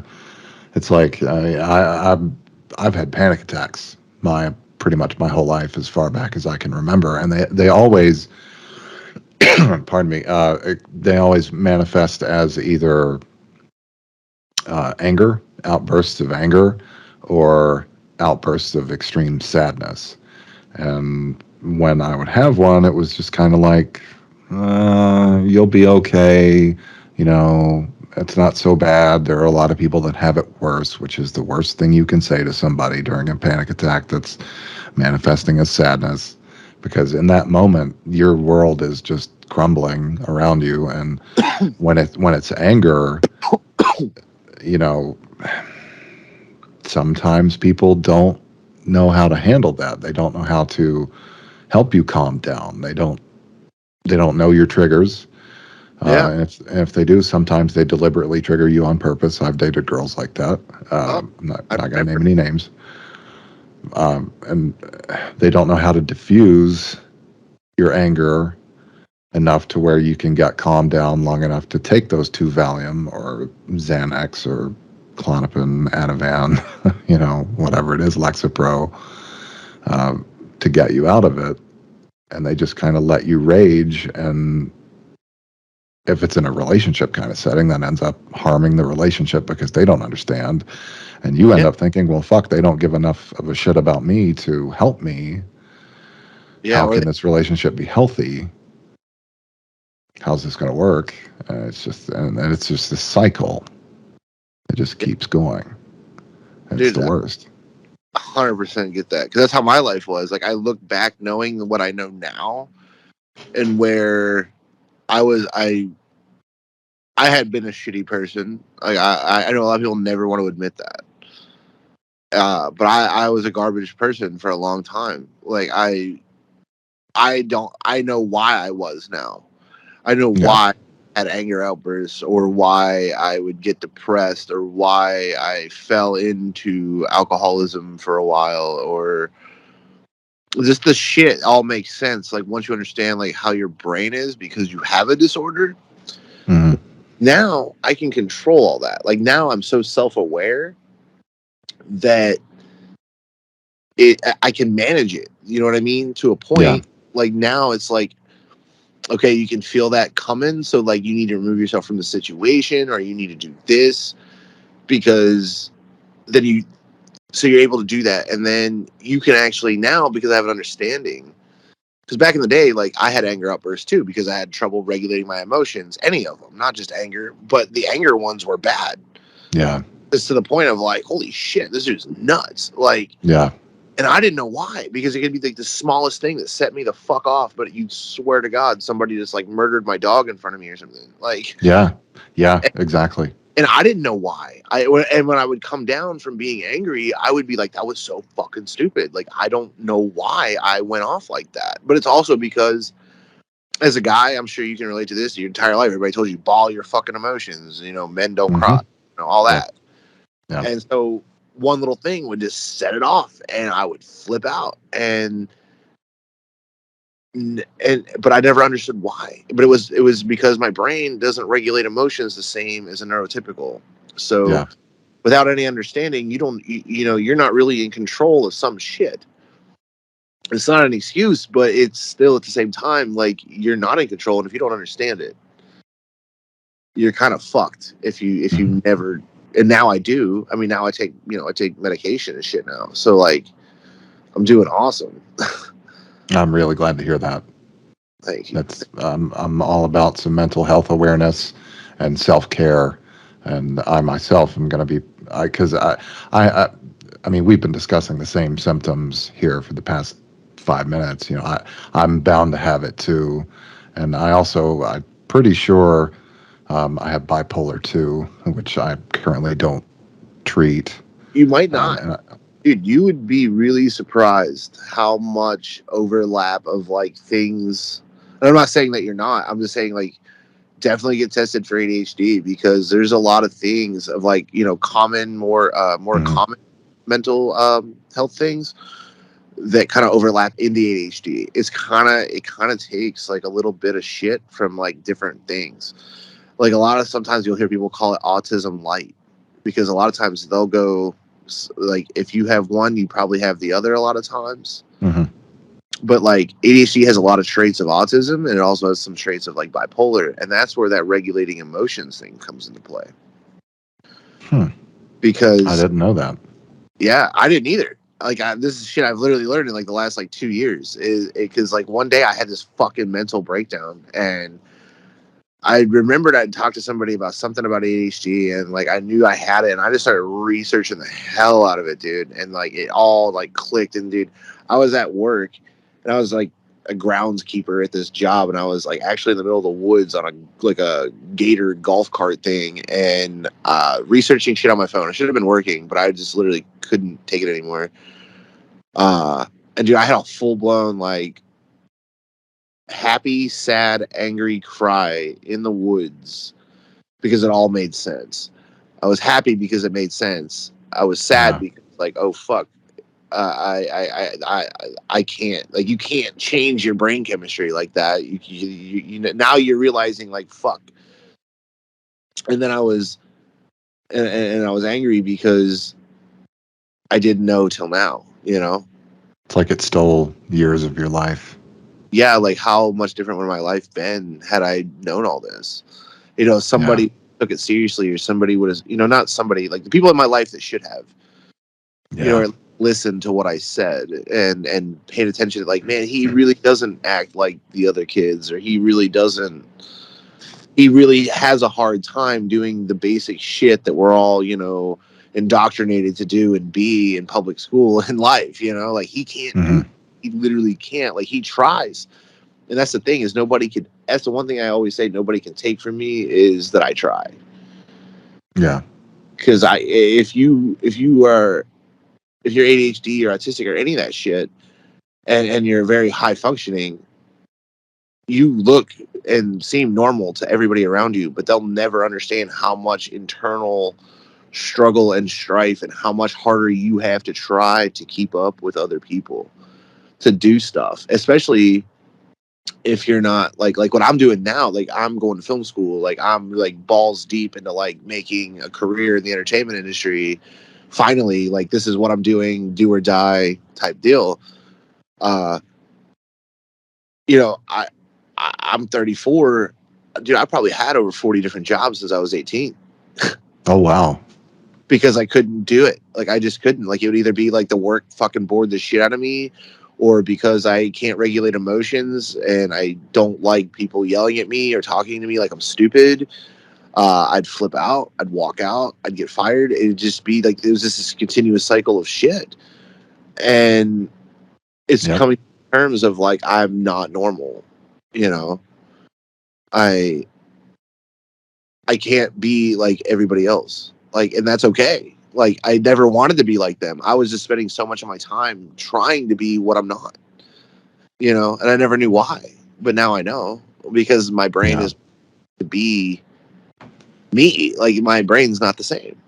Yeah, it's now is the time to be not like them, but be something new, something, dare I say, better. Oh, I mean, I, You I, know, I don't want to say I'm better than anybody, but like, I'm definitely not like everybody else. Like, yeah, I'm not the guy who's gonna go work at the fucking, you know, tire factory for 40 years and retire from there. You know, right, I've yeah, tried that kind of shit. I've worked in factories, like, you name it, I've tried it. Like, you know, I worked in porta potties, I worked in kitchens, I've worked with fucking people with developmental disabilities. I've yeah, literally done everything. yeah, Phone centers, like, dude, yeah. everything.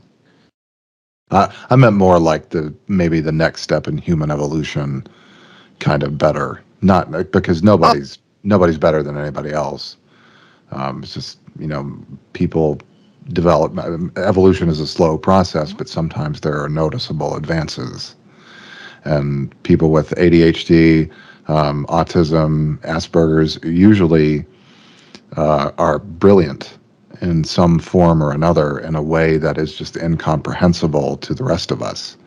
It's I don't know if the word savant is still like politically correct or anything, but you know, what there are people the that word? have that can sit down and play, you know, uh, Beethoven or Bach on the piano with only hearing it once perfectly. You know, I mean, who's to say? I mean, certainly not me, but I mean, it's a possibility. You know what I mean? Yeah, dude. I mean, it it's crazy how it works. Well, I mean, it's kind of like in a similar way, like I was talking about, like the camera stuff. Like, I didn't realize I was actually like that good at it. Like, and then I can pick it up that quick. Where a lot of people, they struggle with that shit. And I guess somebody that doesn't share the same brain as me, it might be harder for them.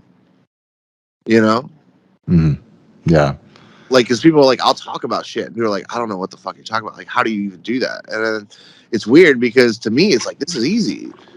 And then, but yet you yeah, can take me and put me at Walmart and say, stock these shelves, and I'm going to have a horrible time, even though it's a simple task. I'm going yeah, to get very annoyed and aggravated, and I'm going to fucking walk out. I'm going to be like, I can't, because my brain's not stimulated. You know, yeah. exactly what I I do. know exactly what you mean. Like, Yeah, I'm getting that feeling from my current job. Uh, I won't go too much into it, but I signed up to do the one thing, and when there's downtime, when I'm not doing the one thing, they're having me do other things that fall outside of my job description. That, um, I mean, I do work. I will say that I do work in a place where there are CNAs, RNs, LPNs, people that are much more medically qualified than me. I mean, I'm only first aid and CPR certified. They have me doing stuff that a first year CNA should be doing. And it's like, I'm transportation. I signed up to drive the van, you know, because driving is it's what I do. I've always had I mean, I'm not Jason Statham in the transporter good at driving, you know, but Vin Diesel and Fast and the Furious, dude. yeah, I mean, I'm not anywhere near that level, but I've had more than one person tell me you're the best driver I know. I feel safest with you. Um, I mean, I'm very defensive. You know, I will wait. I will sit there and wait 10 minutes for for it to be clear both ways before I go, unless I'm really fucking pissed or having one of those days where I'm overstimulated and it's just like fuck it all. Yeah, Um, but I don't know. It's like I feel like I'm being taken advantage of, and they're having me do menial tasks that are just not. Not only do they hurt my back with the 3 herniations that I have, but they bore my mind. It's yep, like, okay, go stock the soaps and the hygiene products and the briefs for the patients and everything, and it's just like this is so fucking boring. Yeah. And it's not like I can put my earbud in and listen to a podcast or anything, because I'm in a building with a lot of people, and I'm always saying hi, hello to people in the hallway and everything. And I can't. When I focus on something, it's like a laser focus in on it.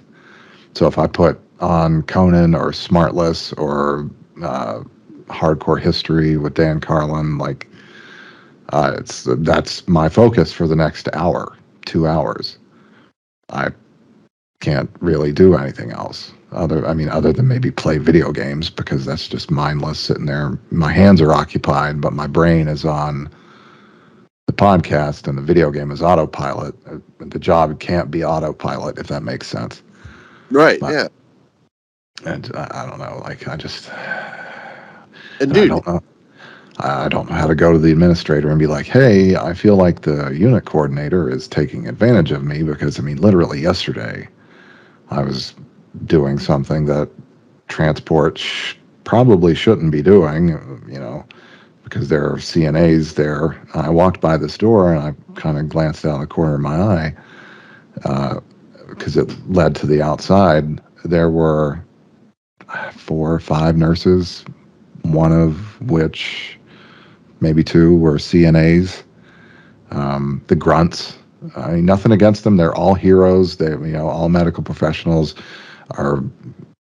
We wouldn't be living until 70 and 80, 90, sometimes 100, if it weren't for these people doing what they do and working long hours, grueling hours, and doing the things that sometimes doctors won't do, or finding things that doctors miss. They're absolutely, they're heroes. There's no way around that, and I'm not in any way disparaging them or the profession. It's this select group of 5 individuals that were sitting outside on the loading dock, smoking, talking, while my technically disabled ass is walking around in there performing the same repetitive motion that aggravates the herniation at T3 and 4.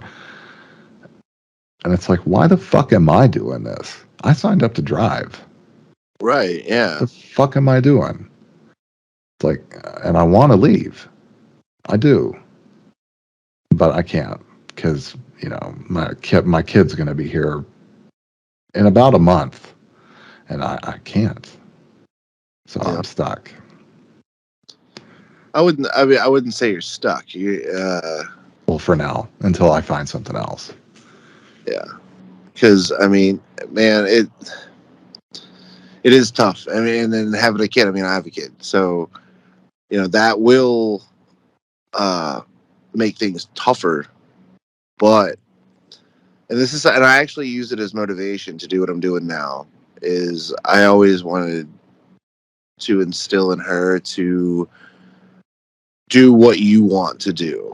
Don't do what everybody expects you to do. Like, do what makes you happy. And it's kind of like the philosophy of find what you love and let it kill you kind of mentality. Yeah. So I'm doing it to show her that you can. Like, that's part of my motivation, is to, That's awesome. like, because she knows. She's 13. Like, so now she has a grasp on, like, the world and, like, how things are working, questioning things, and I want her to see that you don't have to do what everybody else does. Like, you can be whatever you want to be, and that is true. But it's not as easy as they make it sound. Yeah. And especially being aware and not making the mistakes. So if you look at it from that standpoint of, like, you want to show your kids that, like, hey, this is what my life was, and this is what I wanted to do, and you did it, I think that's really something important to do, I guess. Oh, of course. Yeah. Because, like, my kid's behind me in it. Like, she's like, she just thinks it's so cool that her dad's, like, gonna do all these things, and he's, like, not giving up. Like, to me, I'm already inspiring her. Like, that's also motivation. Yeah. Yeah. I bet she thinks it's pretty fucking awesome that dad is in film school. Yeah. That he goes to film school. Do you have any plans post film school once you get out? Are you going to continue? Are you going to go to another film school and transfer those credits and keep going? Or are you going to try and make a short film and get noticed? I'm just What are you gonna going to do? out running like hell, man. A lot of it, and this is something people don't really think about because everybody, a lot of people, it's what we call magical thinking. Everybody has that end game. Everybody has that goal. Like everybody wants to be Steven Spielberg. Everybody wants to, do all those things. But the reality is, and I mean, and not to say you can't get lucky and you can't have a break early on in like your career, whether you went to film school or you didn't go.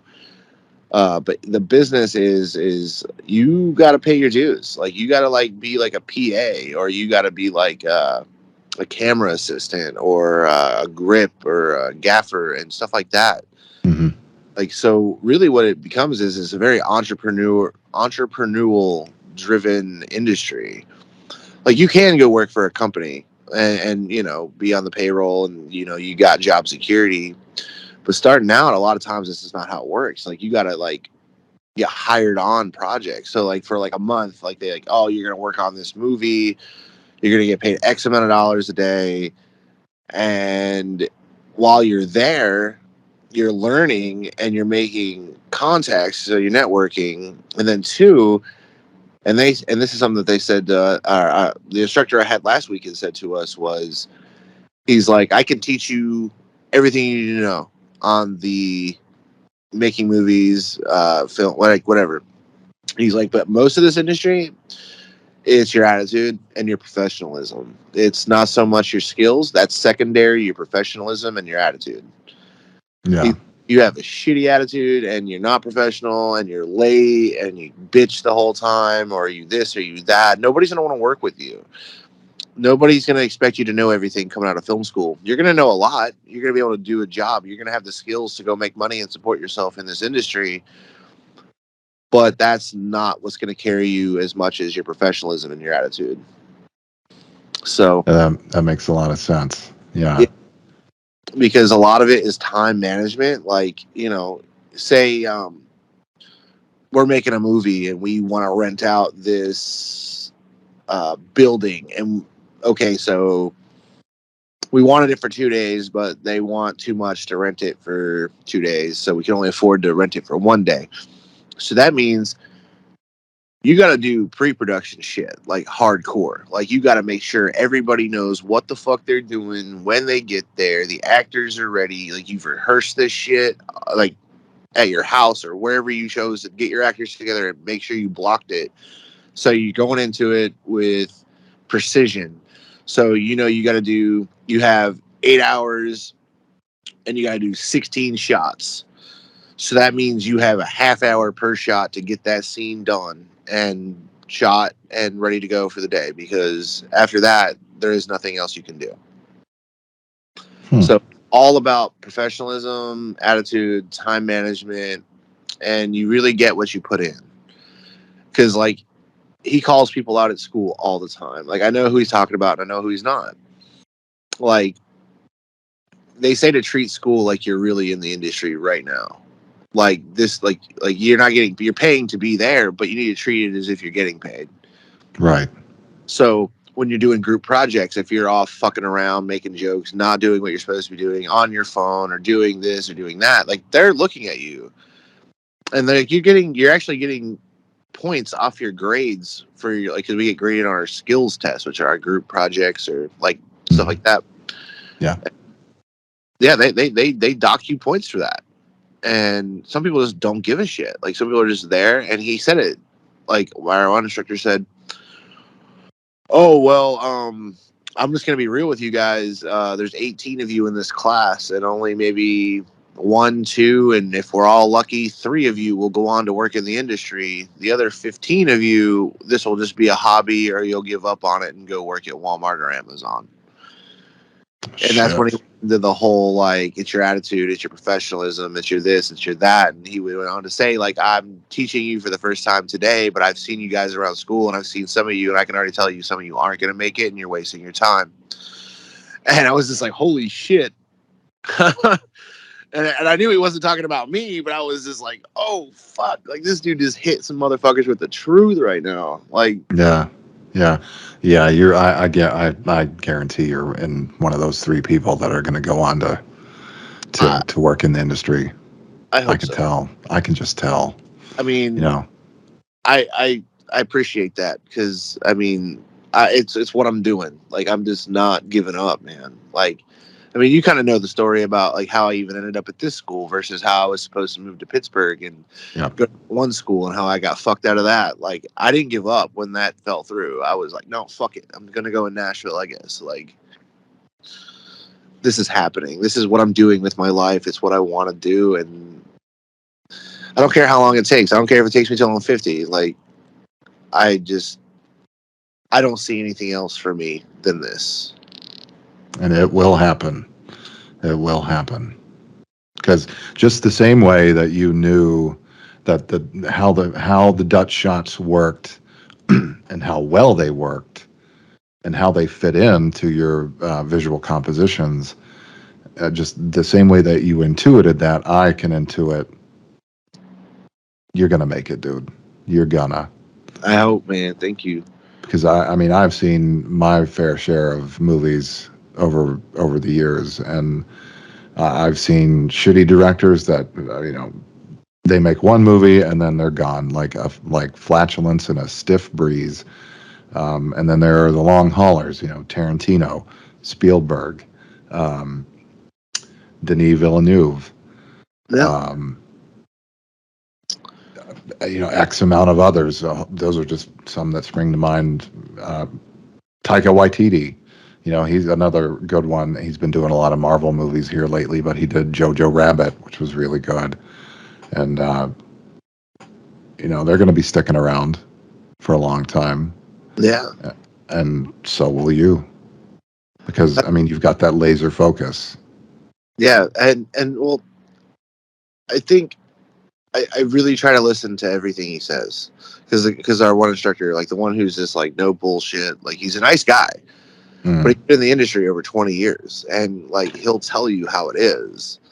And it's the little things that I just think people like scoff at or like overlook. It's like, no, that was really important. Like, you should really listen to what this man's telling you because He he's been knows. like, how the fuck do you know better than him? Like, clearly you're here too. If you were actually as good as you think you are, and you didn't, and if you checked your ego, you would realize that if you thought you knew better than him, then you'd beat him already. You Yeah, know, like, that's it.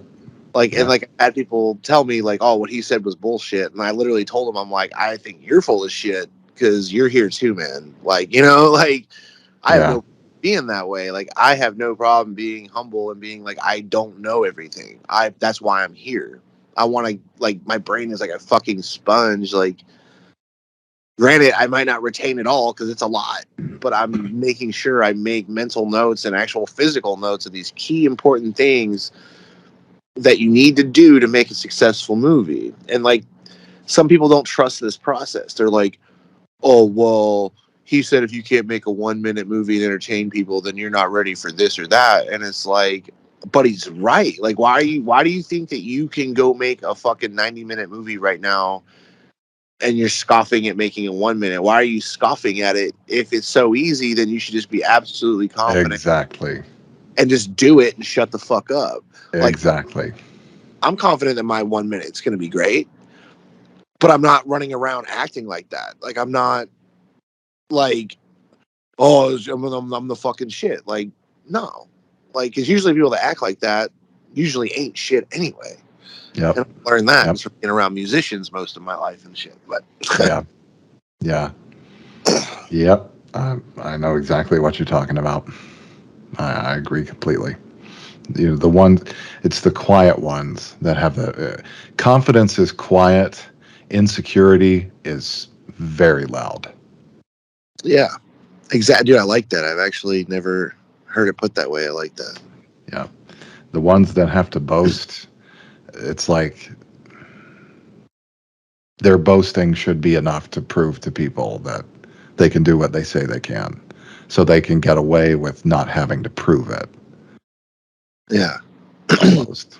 It's I'd rather just like prove that kind of myself thing. along the way and be like, hey, I did it, and this is the first time. Like Yeah.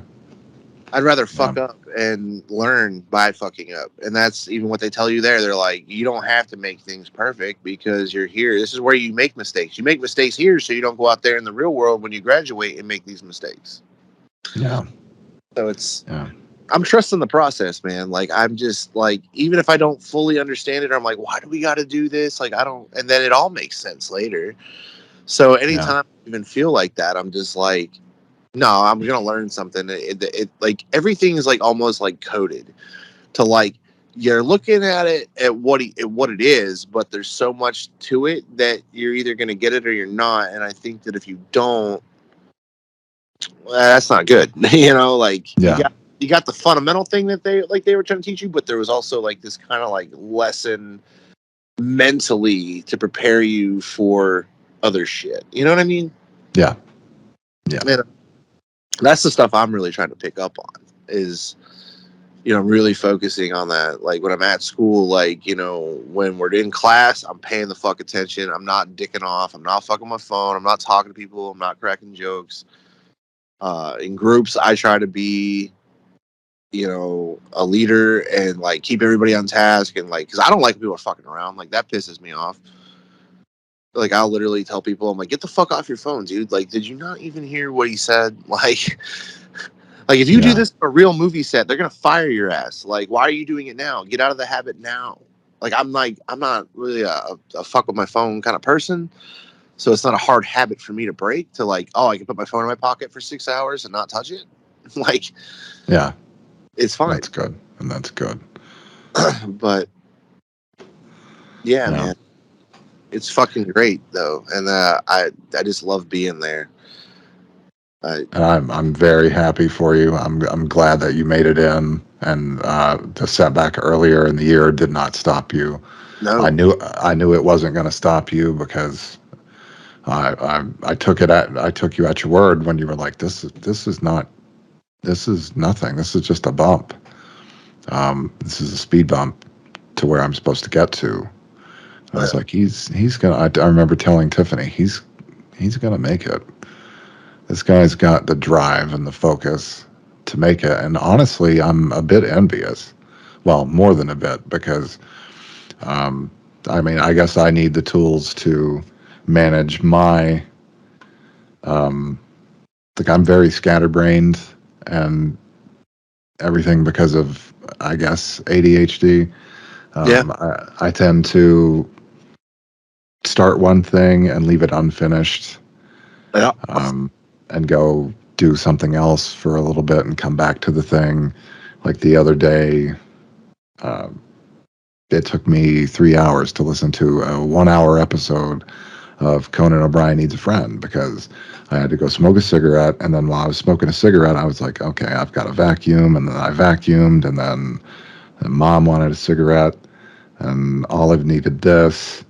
And um, Tiffany needed, I was checking my phone for a text from her because she was at work. And it's just, it's just, my life is a multi-track, and Yeah. that needs to be, some of that needs to be trimmed away and everything. And I can see that you're doing that, and it's like, fuck, I wish I could be like Jay in my endeavors and ambitions, because I mean, he knows what he wants and he's making it fucking happen, and I need to be that way. Dude. And I'm just so fucking proud, bro. It, Like, I can't even tell you. I appreciate it, dude. Thank you. Like, dude, you can do it too, man. Like, it. I'll tell you one thing. It's getting that ADHD understood and under control somehow. Yeah. Because that is probably one of the biggest factors in how, like, everything you were saying is how I'm doing it now. If I tried this, a year ago before I got medicated and like really like, because everything you were saying, it was there, but it was the execution that I was just fucking failing. Like, Yeah. I want this, but I can't get my brain and my life together to do this. Now it's like, this is what I'm fucking doing. So it's like, it's tunnel vision. Like, I got all this other shit I need to worry about. but I see the end game, so I'm like, I'm just running towards that and dealing with everything as it comes the best I can. Like, I Hmm. don't give a shit. You know what I mean? Like, I give a Hmm. shit, but I don't. Yeah. Like, and it's just at that point, like, you got your responsibilities that you have to do. So, like, obviously those are important, and you got to work around that. But you can do it. But I definitely say get tested for ADHD, get medicated, get your meds figured out, and dude, you will see all the shit you were talking about come together, and you're gonna make it work, and you're gonna make your ADHD work for you. Because that's the one thing that people don't do with ADHD, or people that it's not really talked about, is like there's all this negative shit, but like Hmm. there's a lot of positive to it too. Hmm. And especially to me, it's like the industry I want to be in. Like there's a lot of shit. Like you got to do a lot of shit, and like I like being busy. I like switching gears and being like, okay, I'm doing this, but I got to do this, and now I got to do this, and I got to get that done, and then like I like that. And um if you love what you're doing, it's like it's not even work. Like it's just That's like true. That's it's true. it is work, but it doesn't feel like work. Like all of this would stress somebody out who's not into it. It's like, okay, I'm not into working in a fucking warehouse.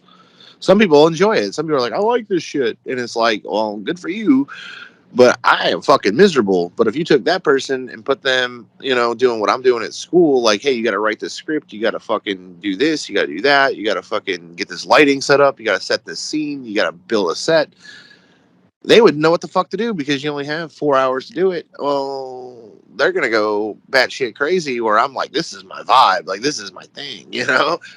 Yeah. And so you got to make your ADHD work for you. Like you gotta. There's a lot of strengths in it. If you make it work in your advantage versus your disadvantage, it's a game changer. And sometimes it has worked for me.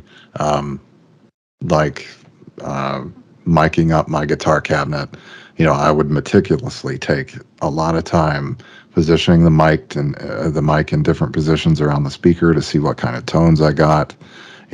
Straight on against the speaker in the center of the cone versus the edge versus kind of at a 45-degree angle.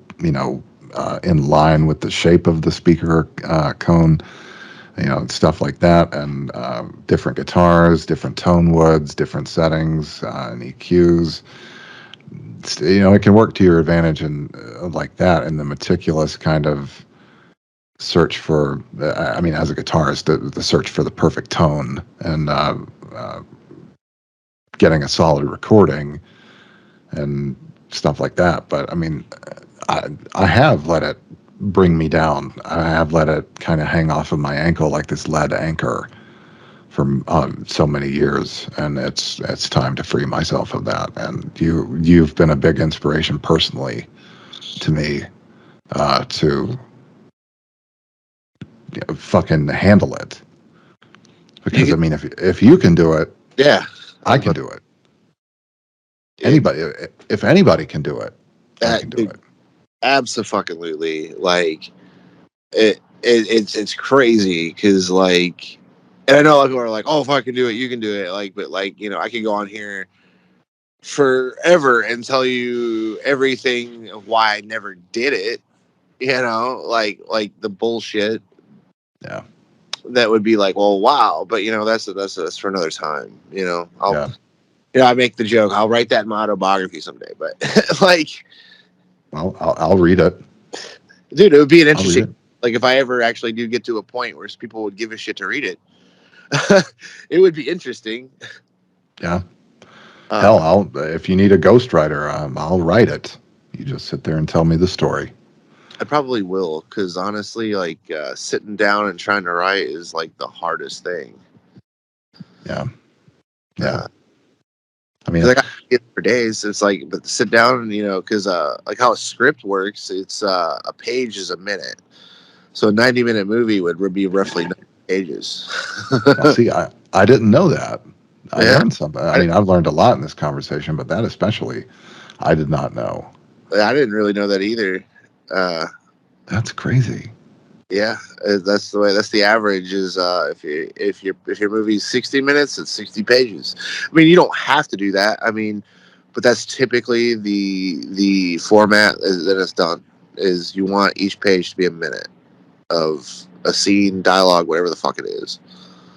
Good God. You could probably beat somebody to death with the script for Schindler's List, because that's like 3 hours. Yeah. So And that's 180 minutes. It's 180 pages. yeah. Yeah. Yeah, and Dances with Wolves is about the same runtime, right? 3-4 hours, maybe. Or even Titanic. Wasn't that like 3.5 hours? Yeah, I mean, we're talking Deadly Weapons here. Yeah. Yeah. That's wild. Yeah. And see, I wrote my script for my 1 minute. And well, I kind of had a disadvantage to that because I missed 3 days of school because I went to that concert to take the kid to it. But I already kind of had my idea, but I missed 3 days where it was like they were teaching the format of how to write a script and, doing shit. And I was like, oh, fuck, this is the one thing I really didn't want to miss because, like, I don't understand how the structure works. I got a crash course in it, and I wrote my shit, my 1 page in, like, 15 minutes, and it was like, oh, shit. And I let the instructor read it before I submitted it for it's called a deliverable. It's our kind of like our thing for the week that we got to submit to be graded. Mm-hmm. And he knew I missed 3 days. So he checked it, and he was like, honestly, for not being here for 3 days, this is great. He was like, can I just kind of critique 1 or 2 things with your story, like how you're trying to tell it? I was like, absolutely. And he did, and then I switched it around, and in the story, he read it again. He was like, this is perfect. This is going to be great. And I was like, see, there you go. But it was just like so challenging to just write a page. I had to come up with something real quick. Everybody else had days to plan their story and fuck up. And like, I was like, God damn, this is stressful, but I liked it at the same time. Yeah. And you watch, yours will probably be one of the best, if not the best in the whole class. I mean, I don't know any of the other people personally, and I'm probably a little biased here, but Well, with your passion for film and storytelling, there's not a doubt in my mind that it would be, one of the best. oh, thank you. I hope so. The only thing, and I'm not trying to toot my own horn in it, but like, Toot away. no, just because that day I was, Thursday I was there, and some people like showed their scripts up on the projector, and we kind of went over them and stuff, and they were really great ideas. But this was my thought process, and what I decided to do was because you got to tell a story with no dialogue. You can only use sound and music and camera shots and shit to tell a story in 1 minute. A lot of people wrote, and this is and I don't think a lot of people took this into consideration. This is the part, is for the project. This is like one of our big 5 projects that we're doing. It starts out with this one. Is you're given 3 hours to shoot it. So that's 3 hours with the camera. Like, that's not everything else. That's just 3 hours to shoot your 1 minute. A lot of people did a lot. They were cool ideas, but I don't think they took the 3-hour thing into consideration, where you want to do all this crazy shit and you only have 3 hours to do it.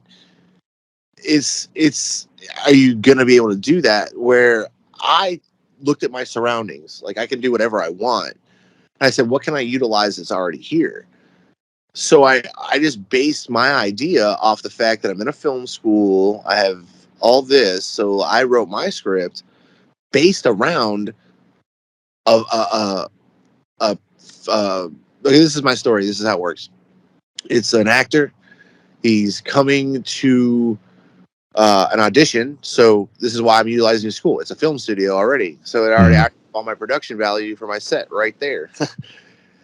and then so he's coming to this, and he's like a young dude. He's excited. He's coming to an audition. He's gonna nail it. And he walks into the room. He sees the director. They kind of have this little, get up there, like, da da da. And then he gets nervous under the lights, like, oh shit, stage fright. All of a sudden, you clearly see the director getting really annoyed. But he also, because the director's also, when the boy walks in, he's gonna give him this look like, oh, which is gonna sell like something about the director. So Mm-hmm. then it's gonna cut after he finally like, oh, I can do this. He does it, and then it's gonna cut to them walking into an office, laughing like, oh, like good job, kind of vibe, like you're gonna get the part. And then the director is gonna motion to the actor to sit down in the office, so his back is now to the director, and the director is his whole demeanor is going to change in his face. He's going to have this devious look on his face, and he's going to be shutting the door, and behind the door is all these BDSM sex toys. Oh shit. And he's going to put on a blonde wig, and he's going to walk up to the actor, and this is so the shot's going to be more of a low angle looking up at the actor, but also making the director character imposing because he's now bigger in the shot, putting his hand on his shoulder, the actor looking up at him, seeing that twisted, devious look on his face with the wig, like, I'm about to have to possibly do something really fucked up if I want this part. But that's the end. And the point of the story is to show the corruption of Hollywood. And you think that this is going to be a good story. And it's almost, and this is what I really liked, was my instructor gave me a compliment. He was like, that's very Hitchcocky, and I love it. And that's what I'm doing. But it's all like there. Yeah. I And, like that. I like that idea a lot. That's very, and I came up with that's, it in like 2 minutes. yeah, Like I that's didn't have. pretty good. Yeah, I described it weird. Like if I, um, yeah, it'll look cooler. You'll see it when it's done. But Yeah. that's the framework of it right now. Yeah. Well, I can't wait to see it. And I'm sure it's going to be great. And I hope so. I'm sure it will be, Jay. It will be. Have some faith, man. Have some faith. Man, Um, here's the thing. I never set my bar too high. That way, I'm never disappointed. But when I smash the bar, it feels awesome. well, there you go. There you go. Yeah. I feel like confidence kills. Like in a way, like I'm confident, but also at the same time, I don't want to be overly confident. Yeah. I want to keep a level, cool head about it. Like Yeah. I know the task, got to get it done. It's gonna work. It will. It will. It's all going to work. And I mean, I can't wait to see it. And that's your 1 minute, you Yeah. said. Yeah. Well, I can't wait to, after seeing the other short that you guys did, I have very high hopes for this. And I can't wait to see it. And you're going to have all the luck in film school. I don't need to wish you all the luck because you've got it already. Take more luck, man. I can always use more luck. Well, all the more luck to you. As much as I hate to, we gotta wrap this up. I Yeah. gotta get the kiddo to bed, and thank you so much for being my first interview Oh on yeah. this. Because Hopefully, this will go somewhere, and it isn't just some crazy lark fever dream that I have. Because I mean, I also really feel like my future lies in entertainment because just not only is manual labor not for me because of my back, but I mean, I've always just, I don't know. I've been told you're a natural storyteller. You're good at listening. You're good at asking questions. People tend to open up to me a little bit, and I want to make a career of that. There's an intimacy in this format that you can't get in other industries. yeah, Um, because it's one on one. It can be as light as you want. It can go as deep as you want, uh, and it's just and the fact that you understand that says a lot about you. That you know that. yeah, yeah. Well, thank you. Yeah, Yeah, um, you can do it, man. I've always thought that shit. Like, I've got I've got the perfect face for radio. It's so I mean it all lines up. It all It all Yeah, checks out. I just I, have to. like 5 years from now, dude, like you're gonna be doing this on a much bigger scale, and then hopefully I'm doing what I want to do on a bigger scale, and we're gonna do another episode being like, "Oh, Jay was on my first episode, and look at us now." If Yeah, we keep that as a goal, I think we can get there. we will. We will. And 5 years from now, you're going to be like the 80th guest or more, because I want to have you back on as many times as possible, because Oh, dude, this anytime. was this was so much fun.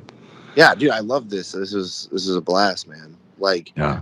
and you know what the fuck you're doing, because I've honestly done some podcasty shit for people before, just Mhm. talking horror and stuff. And dude, you got it together, man. Like it flowed, like it made sense.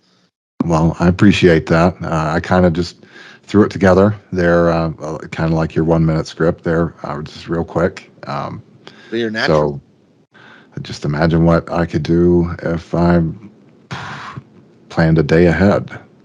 dude. Pre-production's everything. Even It even is. in a podcasty realm, it's the Yeah. same film without the film. Yeah, Yeah. Yeah. And I learned a lesson about pre-production, about how important it is. It's like, get your audio shit together before you get the guest on, because then you're sitting there trying to figure out why you can't get your audio shit to work right. hey man, it's a learning experience. Yeah, it is. And But dude, the next hold it. time the audio is going to be so much better. It's going to be so much better. It all works for me, But man. I think you did great. I think this went awesome. it did. Yeah. So yeah. So thank you again for being my Yeah, first interview, my first guest, and I look forward to the next time you're on. yeah, me too, man. Thank you for having me. I